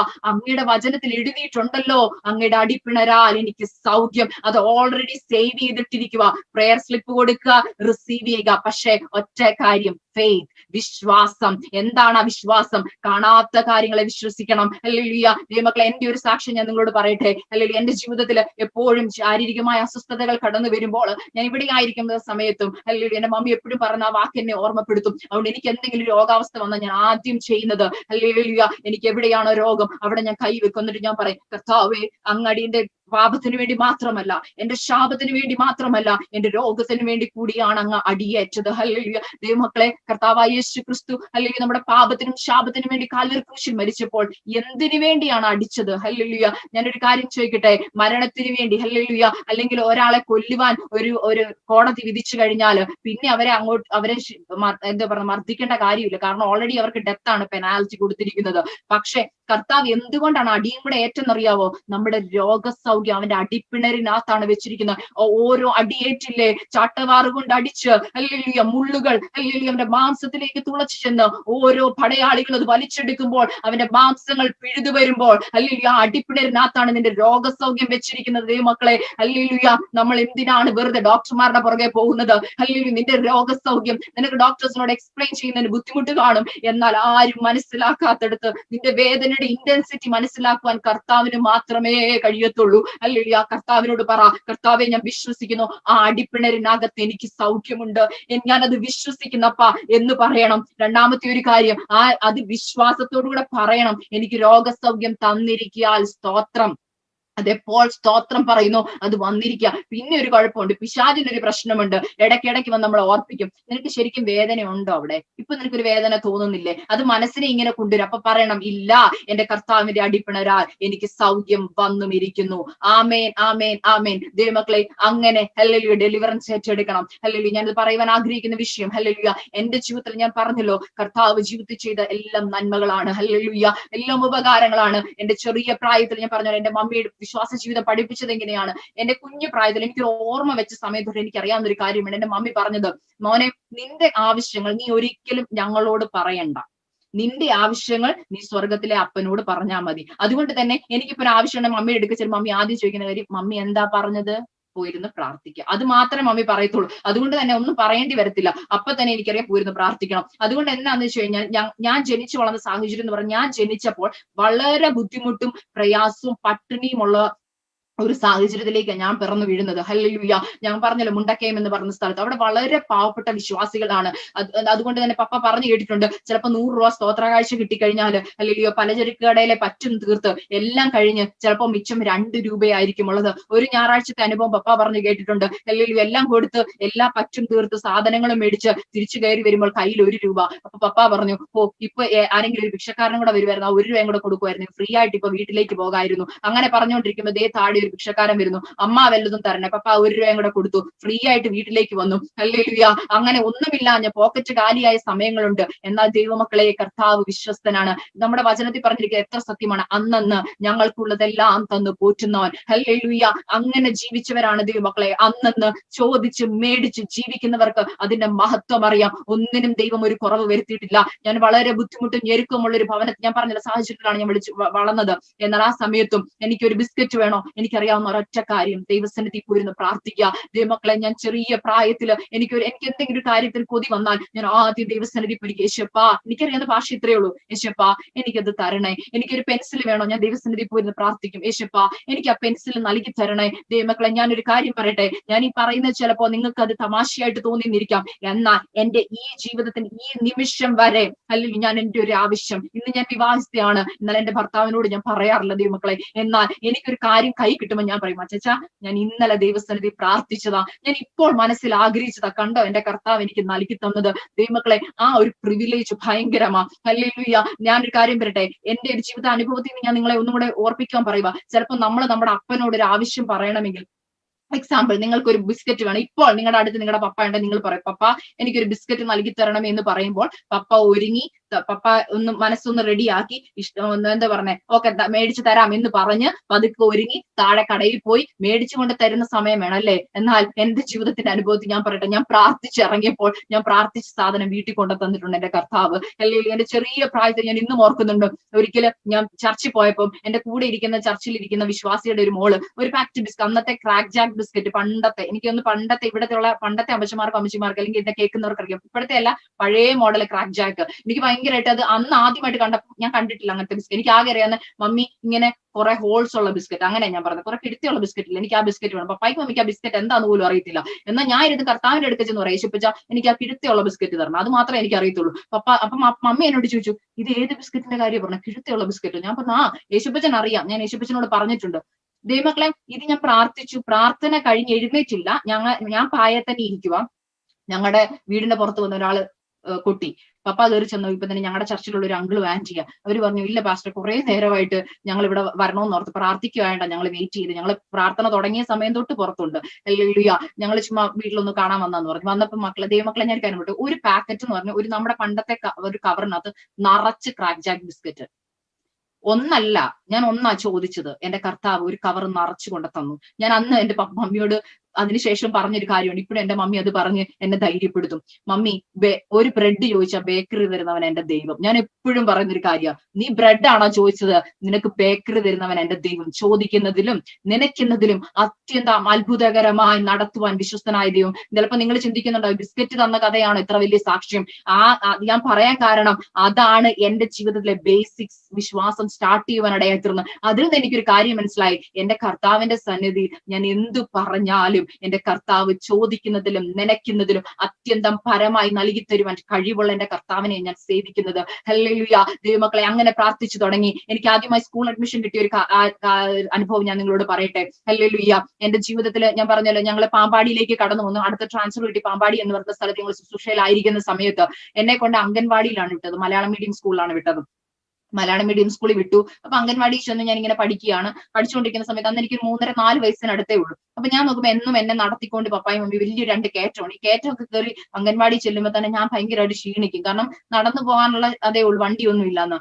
അങ്ങനെ ഇരിക്കുന്ന സമയത്ത് ഞാൻ ദൈവസ്ഥലം അങ്ങനെ പോകുന്ന സമയത്ത് എപ്പോഴും ഞങ്ങളുടെ ആ വീടിന്റെ വാതിൽ കൂടെ എപ്പോഴും ഒരു സ്കൂൾ ബസ് പോകും. ഹല്ലേലൂയ. അപ്പൊ ഞാൻ മമ്മിയോട് ചോദിച്ചു, അതെന്ത് വണ്ടി? മമ്മി പറഞ്ഞത് സ്കൂൾ ബസ്സാ. അപ്പൊ ഞാൻ നോക്കുമ്പോൾ ഞങ്ങളുടെ തൊട്ടടുത്തുള്ള ഒരു കൊച്ചുണ്ട്, അവർ വലിയ വീട്ടുകാരാണ്. അവരുടെ മോൾ ഇങ്ങനെ സ്കൂൾ ബാഗ് ഒക്കെ ഇട്ട് വാട്ടർ ബോട്ടിൽ ഒക്കെ പിടിച്ചു പോകുന്നു. അപ്പൊ ഞാൻ പറഞ്ഞു, മമ്മി എനിക്കും അങ്ങനെ പോകണം, എനിക്ക് ഇങ്ങനെ പോയാൽ പറ്റത്തില്ല, എനിക്ക് അങ്ങനെ പോകണം. അപ്പൊ മമ്മി പറഞ്ഞു, മോനെ അങ്ങനെ പോകണമെങ്കിൽ മമ്മി എന്താ പറഞ്ഞിട്ടുള്ളത്? പ്രാർത്ഥിക്കുക. അപ്പൊ ഞാൻ പറഞ്ഞു, ഓക്കെ പ്രാർത്ഥിക്കാം.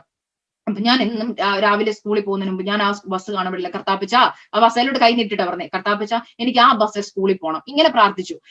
അന്ന് വൈകുന്നേരം വീട്ടിൽ വന്നപ്പോ ഞാൻ പപ്പായോട് പറഞ്ഞു, പപ്പ ഞാൻ ഇന്നൊരു സ്കൂൾ ബസ് കണ്ടു, എനിക്ക് അന്നെ ആ സ്കൂളിൽ ചേർക്കൂന്ന് ചോദിച്ചു. പപ്പ പറഞ്ഞു, പപ്പ ഇങ്ങനെ പറഞ്ഞു, മോനെ ആ സ്കൂളിലൊക്കെ ചേർക്കണമെങ്കിൽ ഇവിടെ ഓൾറെഡി ഇവിടുത്തെ പണക്കാർ പഠിക്കുന്ന സ്കൂളാണ്, നമ്മൾ പാവപ്പെട്ടവരാ, നമ്മൾ അന്നന്ന് പ്രാർത്ഥിച്ച് മേടിക്കുന്നതുകൊണ്ട് ജീവിക്കുന്നവർ, അവിടെയൊക്കെ ചേർക്കണം, ഡൊണേഷൻസ് ഒത്തിരി കൊടുക്കണം, ഒത്തിരി പൈസ കൊടുക്കണം, യൂണിഫോമിനൊക്കെ പുസ്തകത്തിനൊക്കെ ഒത്തിരി പൈസ, അതിനുള്ള സാമ്പത്തികമൊന്നും നമുക്കില്ല. പപ്പ പറഞ്ഞു, മമ്മി പറഞ്ഞു, പപ്പ അവളെ മനസ്സ് വിഷമിക്കണം, അവളോട് പോയി പ്രാർത്ഥിക്കാൻ പറ, കർത്താവ് നടത്തും. അങ്ങനെ പറഞ്ഞു മമ്മിയോട്. ഞാൻ അന്ന് വൈകുന്നേരം മൊത്തം കുത്തിയിരുന്ന് പ്രാർത്ഥിക്കുക, റൂമിൽ നിന്ന് ഇറങ്ങുന്നില്ല. മമ്മി ഇപ്പോഴും പറയും, ഞാൻ പറഞ്ഞ സ്കൂളിൽ എനിക്ക് അഡ്മിഷൻ കിട്ടാതെ ഞാൻ ഇറങ്ങത്തില്ല. ഞാൻ ആ എന്റെ മുറിയിൽ പോയിരുന്നു പ്രാർത്ഥിക്കുന്ന, ഞങ്ങൾക്ക് ഒരു മുറിയുണ്ട്, അവിടെ പോയിരുന്ന് ഭയങ്കര പ്രാർത്ഥന, ഈശോച്ചാ എനിക്ക് സ്കൂളിൽ അഡ്മിഷൻ തന്നെ, പപ്പാടെ പൈസ കൊടുക്കണേ, എനിക്ക് യൂണിഫോം മേടിക്കാനുള്ള പൈസ പപ്പാടെ കൊടുക്കണേ, പുസ്തകം മേടിക്കാനുള്ള പൈസ കൊടുക്കണം, ഇങ്ങനെ പ്രാർത്ഥിച്ചുകൊണ്ടിരുന്നു. അപ്പോൾ ഇങ്ങനെ കണ്ടിന്യൂസ് 2-3 ദിവസമായിട്ട് പപ്പായുടെ മമ്മിയുടെയും പുറകെ എനിക്ക് ആ സ്കൂളിൽ അഡ്മിഷൻ വേണം, ഞാൻ യേശുപ്പിച്ചനോട് പ്രാർത്ഥിച്ചുകൊണ്ടിരിക്കുക. അപ്പൊ ഒരു ദിവസം പപ്പായോട് പറഞ്ഞു, പപ്പ യേശുപ്പിച്ച സ്കൂളിൽ അഡ്മിഷൻ തരണേ, നമുക്ക് അവിടെ പോയാലല്ലേ അറിയത്തുള്ളൂ, അവിടെ എന്നെ ആ സ്കൂളിൽ കൊണ്ടുപോകണം. അപ്പൊ പപ്പ എന്ത് ചെയ്തു, ഓക്കെ എന്റെ നിർബന്ധത്തിന് പപ്പ സ്കൂൾ കാണിക്കുക. അപ്പൊ സ്കൂളുകളൊക്കെ അടച്ച സമയമാണ്, എന്നെ സ്കൂളിന്റെ അങ്ങോട്ട് കൊണ്ടുപോയി. അപ്പം അയർക്കുന്നത്ത് ചേപ്പുംപാറ എന്ന് പറയുന്ന സ്ഥലത്തുള്ള ക്ലൂണി കോൺവെന്റ് സ്കൂളാണ് ഞാൻ പഠിച്ചത്. ഹല്ലേലൂയ. അങ്ങോട്ട് പപ്പായും എന്നെ കൊണ്ടുപോയി. ഞങ്ങൾ അവിടെ സ്കൂളിന്റെ വാതിൽക്ക് ചെന്ന് ഗേറ്റ് ഒക്കെ അടച്ചിട്ടിരിക്കും. ഞാൻ അവിടെ നിൽക്കുമ്പോൾ കോൺവെന്റിന്റെ വാതിൽ കൂടെ സിസ്റ്റേഴ്സ് ഇങ്ങനെ നടക്കുക. അപ്പൊ ഒരു സിസ്റ്റർ അതിലെ കൂടെ നടക്കുന്ന, നല്ല പ്രായമുള്ള ഒരു സിസ്റ്റർ. അപ്പൊ സിസ്റ്റർ ഇങ്ങനെ ഞങ്ങളിങ്ങനെ ഗേറ്റിന്റെ അതിൽ കൂടെ ഞാൻ ഇങ്ങനെ നോക്കുമ്പോൾ കുറെ പ്ലേ ഗ്രൗണ്ട് ഒക്കെ കണ്ടപ്പോൾ എനിക്ക് ഭയങ്കര എക്സൈറ്റ്മെന്റ്. എന്റെ സ്കൂളിൽ ഞാൻ പഠിക്കുന്ന സ്കൂൾ ഏതാ, ഒരു കൊച്ചു മുറി അംഗൻവാടി. ഞാൻ നോക്കിയപ്പോൾ ഇതൊരു വലിയ ബിൽഡിംഗ്, ഇഷ്ടം പോലെ പ്ലേ ഗ്രൗണ്ട്. അപ്പൊ എനിക്ക് ഭയങ്കര സന്തോഷമായി. ഞാൻ പറഞ്ഞു, കർത്താവിച്ച എനിക്ക് ഈ സ്കൂളിൽ പഠിക്കണം. അപ്പം ഞാൻ അവിടുത്തെ സിസ്റ്ററിനോട് പറഞ്ഞു എനിക്ക് അഡ്മിഷൻ കിട്ടുമെന്ന്. ജസ്റ്റ് പറഞ്ഞാൽ മതി, നമുക്ക് ഇതിനെ കുഞ്ഞല്ലേ, എനിക്ക് ഇതൊന്നും കുറത്തില്ല. അപ്പൊ ഞാൻ പറഞ്ഞു, പപ്പ സിസ്റ്ററോട് പറ. അപ്പം പെട്ടെന്ന് സിസ്റ്റർ എന്നെ കണ്ടു, ഞങ്ങൾ ഇങ്ങനെ നിൽക്കുന്ന. പക്ഷേ എന്തിനാ വന്നേ? പപ്പ പറഞ്ഞു, ഒന്നുമില്ല, കുഞ്ഞിനെ സ്കൂൾ കാണിക്കാൻ വേണ്ടി വന്നു, പക്ഷെ അഡ്മിഷൻ എടുക്കാൻ താല്പര്യമുണ്ട്. അപ്പൊ പപ്പ പറഞ്ഞു, അഡ്മിഷൻ അല്ല, ജസ്റ്റ് കാണിക്കാൻ വന്നതാ, ഒന്നും പറയണ്ട, കാരണം നമുക്ക് ഇവിടെ പഠിപ്പിക്കാനുള്ള സാമ്പത്തിക സ്ഥിതി ഇല്ലാന്ന് പറഞ്ഞു. അപ്പൊ സിസ്റ്റർ പറഞ്ഞു, അതിനെന്താ, കൊച്ചു സ്കൂൾ കാണാൻ വന്നാണെങ്കിൽ അകത്തേക്ക് വാ എന്ന് പറഞ്ഞ് ഗേറ്റ് തുറന്നു, അകത്തേക്ക് കൊണ്ടുപോയി. ഞാൻ ആ പ്ലേ ഗ്രൗണ്ടിൽ കൂടെ ഒക്കെ ഒന്ന് ഓടി നടന്നു, സ്കൂൾ കണ്ടു, എനിക്ക് ഒത്തിരി സന്തോഷമായി. അപ്പോഴും ഞാൻ അവിടെ നിന്നും പ്രാർത്ഥിക്കുക, യേശുപ്പിച്ച എനിക്ക് ഇവിടെ അഡ്മിഷൻ തരണേ, യേശുപ്പിച്ച എനിക്ക് ഇവിടെ അഡ്മിഷൻ തരണേ, യേശുപ്പിച്ച ഇങ്ങനെ പ്രാർത്ഥിച്ചുകൊണ്ടിരുന്നു. പെട്ടെന്ന് തന്നെ സിസ്റ്റർ ഞങ്ങളോട് പറഞ്ഞു, ഒരു കാര്യം, ഓഫീസിൽ കടന്നു വന്നു. പപ്പായ അവിടെ എത്തി. പപ്പ ഒരു ദേവദാസനാണെന്ന് മനസ്സിലായി. അവര് സംസാരിച്ചപ്പോൾ എന്നോട് ചോദിച്ചു, മോക്ക് എത്ര വയസ്സ്? അപ്പൊ പറഞ്ഞു 4 വയസ്സ് കഴിഞ്ഞു. പറഞ്ഞു LKG ചേർക്കാൻ പ്രായമായല്ലോ, അതിന് LKG ചേർത്താൽ എന്താ? അപ്പൊ പറഞ്ഞു, അയ്യോ സിസ്റ്ററെ, ഇവിടെ പഠിപ്പിക്കാനുള്ള സാമ്പത്തിക സ്ഥിതി ഞങ്ങൾക്കില്ല, ഞാനൊരു കർത്താവിന്റെ ദാസനാണ്, ഞങ്ങൾ അന്നന്ന് കിട്ടുന്നത് കൊണ്ട് ജീവിക്കുന്നവരാ, ഇവിടെ ഒരു കമ്മിറ്റ്മെന്റ് ചെയ്ത് കഴിഞ്ഞാൽ മാസം ഫീസ് തരാനും ഡൊണേഷൻ തരാനുള്ള സാമ്പത്തിക സ്ഥിതി ഞങ്ങൾക്കില്ല, ഞങ്ങൾക്ക് ഈ സ്കൂളിനെ കുറിച്ച് അറിയാം, അതുകൊണ്ട് സിസ്റ്റർ താല്പര്യപ്പെടുന്നില്ലെന്ന് പറഞ്ഞു. സിസ്റ്റർ പറഞ്ഞു, എന്നാൽ ആ മോക്ക് ആഗ്രഹമുണ്ടെങ്കിൽ ഇവിടെ ചേർക്കുന്നതിന് എന്താ? അപ്പൊ പപ്പ പറഞ്ഞു, ഡൊണേഷൻ ഒട്ടുമില്ല, എനിക്കറിയാം ഇവിടെ നല്ല ഡൊണേഷൻ ആണ്. അപ്പൊ സിസ്റ്റർ എന്നെ ഇങ്ങനെ നോക്കിക്കൊണ്ടിരിക്കും. സിസ്റ്റർ ചോദിച്ചു, മോക്ക് ഈ സ്കൂളിൽ പഠിക്കണോ? പെട്ടെന്ന് ഞാൻ പറയാ, എനിക്ക് സ്കൂളിൽ പഠിക്കണം, ഞാൻ യേശുപ്പിച്ചനോട് പ്രാർത്ഥിച്ചുകൊണ്ടിരിക്കും, എനിക്ക് സ്കൂളിൽ പഠിക്കണം, എനിക്ക് സ്കൂൾ ഭയങ്കര ഇഷ്ടം, ഇങ്ങനെ പറയാം. അപ്പൊ സിസ്റ്റർ എന്നെ മോള് പ്രാർത്ഥിച്ചോന്ന് ചോദിച്ചു. ഞാൻ പറഞ്ഞു, പ്രാർത്ഥിച്ചുകൊണ്ടിരിക്കുക. ആരോടാ പ്രാർത്ഥിച്ചു? ഞാൻ പറഞ്ഞു, ഞാൻ യേശുപ്പിച്ചനോട് എന്നും പറയാറുണ്ട് ഈ സ്കൂളിൽ പഠിപ്പിക്കുമെന്ന്, എനിക്ക് ഈ സ്കൂളിൽ പഠിക്കണമെന്ന് പറഞ്ഞു. സിസ്റ്റർ എന്നെ കോരി എടുത്ത് മടിയിൽ എടുത്തിട്ട് ചോദിച്ചു, ഈ ചെറിയ പ്രായത്തിലും കർത്താവിനോട് ആവശ്യം പറയുന്ന ഒരു കുഞ്ഞാണല്ലോ ഇവള്, അതുകൊണ്ട് തന്നെ എനിക്ക് ഇവളോട് ഭയങ്കര മനസ്സിലുണ്ട്, ഇവക്ക് ഞാൻ അഡ്മിഷൻ കൊടുത്തില്ല, പിന്നെ ഞാൻ ആർക്കാ ഇവൾക്ക് ഇവിടെ സ്കൂളിൽ അഡ്മിഷൻ കൊടുക്കുന്നത്? അപ്പൊ സിസ്റ്ററോട് പറഞ്ഞു, ഒരു കാര്യം ചെയ്യും, ഞങ്ങൾ ഈ ന്യൂ ബിൽഡിംഗ് സ്റ്റാർട്ട് ചെയ്യുന്നതേ ഉള്ളൂ, അപ്പൊ ഇങ്ങോട്ട് UP സ്കൂൾ മാറ്റുകയാണ്, LP സ്കൂളും UP സ്കൂളും ഇങ്ങോട്ട് മാറ്റുകയാണ്, അതുകൊണ്ട് തന്നെ ഹൈസ്കൂൾ മുകളിലാണ്, അല്ലെങ്കിൽ ഇവിടെ സ്കൂൾ അഡ്മിഷൻ സ്റ്റാർട്ട് ചെയ്യുന്നുള്ളൂ, ഞങ്ങളിപ്പോ LPക്കുള്ള സ്റ്റാർട്ടിങ് ചെയ്യുന്നതേ ഉള്ളൂ, അതുകൊണ്ട് ടെൻഷൻ ഒന്നും അടിക്കണ്ട, ഞാൻ ഇവർക്ക് അഡ്മിഷൻ കൊടുക്കും. അപ്പൊ പപ്പ പറഞ്ഞു, സിസ്റ്ററെ ഡൊണേഷനുള്ള പൈസ ഞങ്ങളുടെ കയ്യിലില്ല. അപ്പൊ സിസ്റ്റർ പറഞ്ഞ വാക്കിതാണ്, ഞാൻ ഡൊണേഷൻ ചോദിച്ചില്ലല്ലോ. അല്ലെങ്കിൽ ആദ്യമായിട്ട് ഈ സ്കൂളിലേക്ക് ആഗ്രഹത്തോടെ വന്നൊരു കുഞ്ഞ്, രണ്ടാമത് ഒരു ദൈവദാസന്റെ കുഞ്ഞ്, 3 അവൾ പ്രാർത്ഥിക്കുന്ന കുഞ്ഞാണ്, 4ാമത് അവിടെ പേര് അക്സ, ബൈബിളിലെ ഒരു പേര്, രജിസ്റ്ററിൽ ആദ്യം തന്നെ ആൽഫബറ്റിക് ഓർഡറിൽ എഴുതാൻ പറ്റിയ പേര്,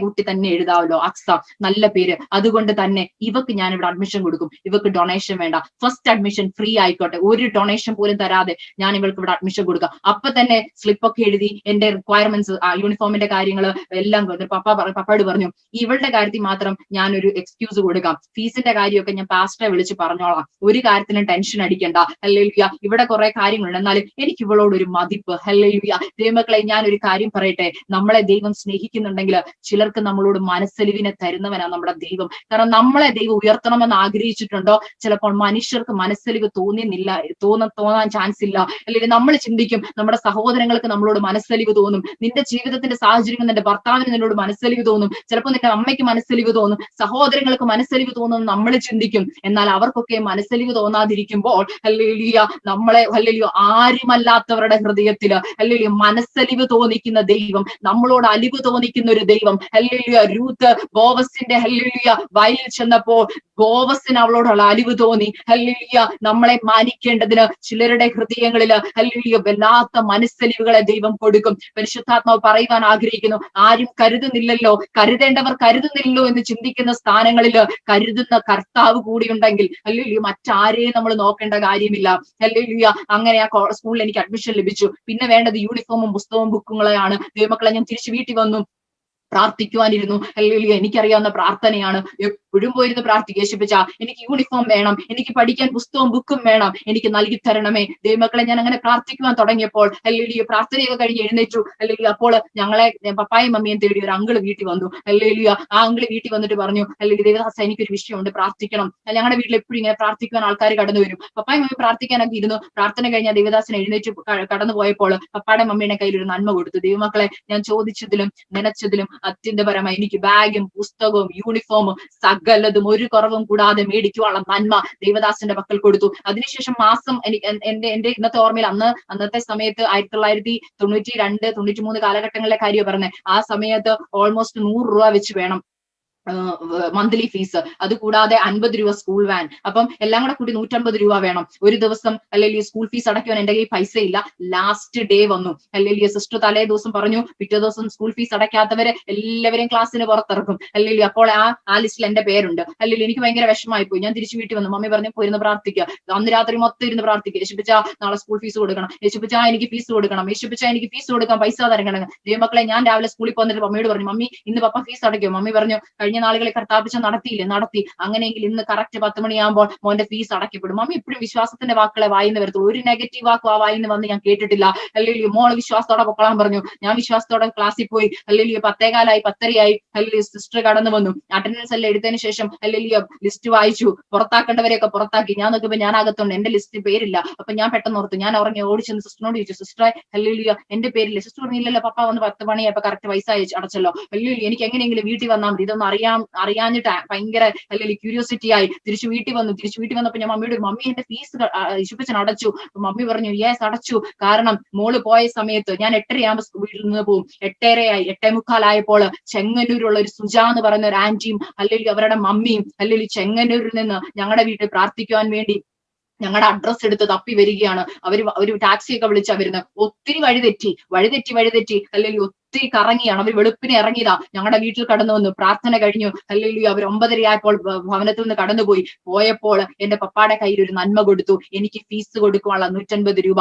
അത് മാത്രമല്ല, മമ്മിയുടെ കയ്യിൽ ഒരു നന്മ കൊടുത്തു. ഞങ്ങൾക്ക് അന്ന് ആവശ്യമായതെല്ലാം മേടിക്കുവാനുള്ള ഒരു തുക. ദൈവമക്കളെ, കറക്റ്റ് സമയമായപ്പോൾ ഹല്ലേലൂയ കർത്താവ് എനിക്ക് വേണ്ടി വഴി തുറന്നു. ഞാനിത് പറയാൻ കാരണം, ഞാൻ എല്ലാവരെയും ധൈര്യപ്പെടുത്തുവാൻ പറയുന്ന ഒരു കാര്യമുണ്ട്. നിന്റെ ജീവിതത്തിന്റെ ആവശ്യങ്ങളുടെ നടുവില് നിനക്ക് 10 മണിക്കാണോ ചില നന്മകൾ വേണ്ടി വരുന്നത്? നിനക്ക് 10 മണിക്കാണോ ക്രിട്ടിക്കലായിട്ട് നിന്റെ ജീവിതത്തിൽ എന്തെങ്കിലും സാധ്യമായി? നിന്റെ ലോകം നിന്നോട് ഒരു സമയം പറയുക, 10 മണി. ഈ സമയത്ത് നിന്റെ പൈസ അടച്ചില്ലെങ്കിൽ ഹല്ലേലൂയ നീ അപമാനിക്കപ്പെടും. ഹല്ലേലൂയ അല്ലെങ്കിൽ നിന്റെ വാക്ക് മാറും. നീ ഒരു വാക്ക് കൊടുത്തു 10 മണിക്ക് ഞാൻ അടച്ചോളാമെന്ന്. ദൈവമക്കളെ, ഞാൻ ഒരു കാര്യം പറയട്ടെ, 9:59 വരെ നിന്റെ സമയമാ.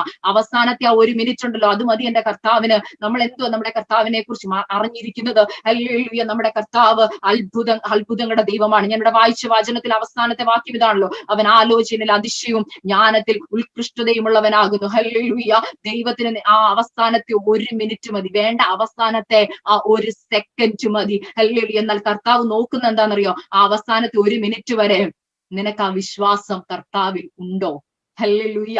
ഹല്ലേലൂയ. ഞാനൊരു കഥ കേട്ടിട്ടുണ്ട്. ഹല്ലേലൂയ. ഒരു കുഞ്ഞ് ഫ്ലൈറ്റ് കടന്നു പോകുക. ഹല്ലേലൂയ. അപ്പൊ ഫ്ലൈറ്റിന് കുറച്ച് പ്രശ്നങ്ങളൊക്കെ ഉണ്ടായി. ഫ്ലൈറ്റ് ഇപ്പൊ തകരുമെന്ന് എല്ലാവരും പറഞ്ഞു. ഹല്ലേലൂയ. എല്ലാവരും ടെൻഷൻ അടിച്ച് ഹല്ലേലൂയ ഭാരപ്പെട്ട് പ്രയാസപ്പെട്ട് അലറി വിളിക്കുക. ഈ കുഞ്ഞ് മാത്രം വളരെ സന്തോഷവതിയായിട്ട് ഒരു ടെൻഷനും ഇല്ലാതെ ഫ്ലൈറ്റിലെ സീറ്റിൽ ഇരിക്കുക. അപ്പൊ തൊട്ടടുത്തിരുന്ന ഒരു മുതിർന്ന മനുഷ്യൻ ചോദിച്ചു, മോളെ നിനക്ക് മാത്രം എന്താ ടെൻഷൻ ഇല്ലാത്തെ, മരിക്കാൻ പേടിയില്ലേ? അപ്പൊ ആ പുള്ളിക്കാരി പറഞ്ഞു, ആ കുഞ്ഞ് പറഞ്ഞൊരു കാര്യമുണ്ട്, എനിക്ക് മരിക്കാൻ പേടിയുണ്ടായിട്ടല്ല, എന്റെ പപ്പായ ഹല്ലേലൂയ ഫ്ലൈറ്റ് ഓടിക്കുന്ന പൈലറ്റ്, ഞാൻ ഈ വണ്ടിയിലുള്ളത് കൊണ്ട് ഫ്ലൈറ്റിലുള്ളത് കൊണ്ട് സേഫ് ആയിട്ട് എന്റെ പപ്പ ലാൻഡ് ചെയ്യിക്കും. ഹല്ലേലൂയ. ഇത് തന്നെ ഞാൻ നിങ്ങളോട് പറയട്ടെ, നമ്മുടെ കർത്താവ് നമ്മുടെ നൗകയിലില്ലേ? ഹല്ലേലൂയ. നിന്റെ ബോട്ടിൽ കർത്താവില്ലേ? അവൻ അമരത്ത് തലയിണ വെച്ച് ഉറങ്ങുകയാണ്. നീ ഒന്ന് വിളിച്ചാ മതി. വിളിച്ചപേക്ഷിക്കുമ്പോൾ ഉത്തരമരുളുന്ന ഒരു ദൈവം, നിന്റെ ആവശ്യങ്ങളിൽ ഇറങ്ങി വരുന്ന ഒരു ദൈവം. ഒറ്റ കാര്യമേ കർത്താവ് ചോദിക്കുന്നുള്ളൂ, വിശ്വാസത്തോടു കൂടി അപ്പാ എന്ന് വിളിക്കാനുള്ള ഒരു മനസ്സ്. പലപ്പോഴും നമ്മുടെ ജീവിതത്തിൽ എന്താ, നമ്മൾ പ്രശ്നത്തെ വലുതായി കാണും, പ്രശ്ന പരിഹാരകനായ ദൈവത്തെ വളരെ ചെറുതായിട്ട് കാണും.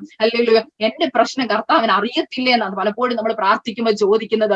എന്നാൽ നമ്മുടെ അവസ്ഥയെ ഹല്ലേലൂയ ഇറങ്ങി വരുവാൻ കഴിയുന്ന ഒരു ദൈവം. എന്നാൽ ഒരൊറ്റ കണ്ടീഷനേ ഉള്ളൂ, നമ്മൾ വ്യവസ്ഥ പ്രമാണിക്കണം. ഹല്ലേലൂയ. ഹല്ലേലൂയ. അവസ്ഥയെ മാറ്റണമെങ്കിൽ വ്യവസ്ഥ പ്രമാണിക്കണം. എന്താണ് വ്യവസ്ഥ? വിശ്വാസത്തോടുകൂടിയുള്ള പ്രാർത്ഥന. പുതിയ നിയമത്തിലെ ഏറ്റവും വലിയ പാപം എന്ന് പറയുന്നത് അവിശ്വാസമാണ്. അവിശ്വാസമുള്ള ദുഷ്ടഹൃദയം നിങ്ങളിൽ ഉണ്ടാകരുതെന്ന് വചനത്തിൽ പറയുന്നു. എന്തുകൊണ്ടാ? അവിശ്വാസം ഉള്ളിൽ വന്നാൽ നമ്മൾ ദുഷ്ടരായി തീരും. എങ്ങനെ ദുഷ്ടരായി തീരും? കർത്താവിനെ അവിശ്വസിക്കുമ്പോൾ കർത്താവിനെ തള്ളി പറയാനുള്ള അവസരങ്ങൾ വരെ വരും. ഹല്ലേലൂയ. അതുകൊണ്ട് ദൈവമക്കളെ, അവിശ്വാസമുള്ള ദുഷ്ടഹൃദയം നമ്മളിൽ ഉണ്ടാകാതെ വിശ്വാസമുള്ളവരായി തീരുവാൻ നിങ്ങൾ എല്ലാവരും ദൈവം ബലപ്പെടുത്തണേ. അങ്ങനെ എനിക്ക് ആ സ്കൂളിൽ പഠിക്കുവാൻ ഇടയായി തീർന്നു. ഞാനിത് പറയാൻ വന്ന കാര്യം അതാണ്. എനിക്ക് വിശ്വാസത്തിന്റെ ഒരു ബേസിക്. അതുകൊണ്ട് ഞാൻ എപ്പോഴും ഈ സാക്ഷ്യം ആദ്യം പറയും, ഇതാണ് എന്റെ വിശ്വാസത്തിന്റെ ഒരു തുടക്കം. അതിനുശേഷം എനിക്കൊരു കാര്യം അറിയാം, ജീവിതത്തിന്റെ ഏത് പ്രതിസന്ധികളിലും പപ്പ ഇല്ലെങ്കിലും മമ്മി ഇല്ലെങ്കിലും പ്രാർത്ഥിച്ചാൽ എന്റെ കരത്തിന് പിടിക്കുന്ന ഒരു കർത്താവുണ്ട്. അങ്ങനെ ആ വിശ്വാസ ജീവിതം തുടങ്ങി. ദൈവമക്കളെ, നിങ്ങളുടെ ഉറപ്പിന് വേണ്ടി ഞാൻ ഒരു സാക്ഷ്യം കൂടെ പറയാം. എന്റെ പഠനമൊക്കെ അത് ഒത്തിരി ഉണ്ട് പറയാൻ, എന്നാൽ നഴ്സിംഗ് പഠനത്തിന് പോയതൊക്കെ വലിയ സാക്ഷ്യമാണ്. ഹല്ലേലൂയ. ഞാന് +2 കഴിഞ്ഞു.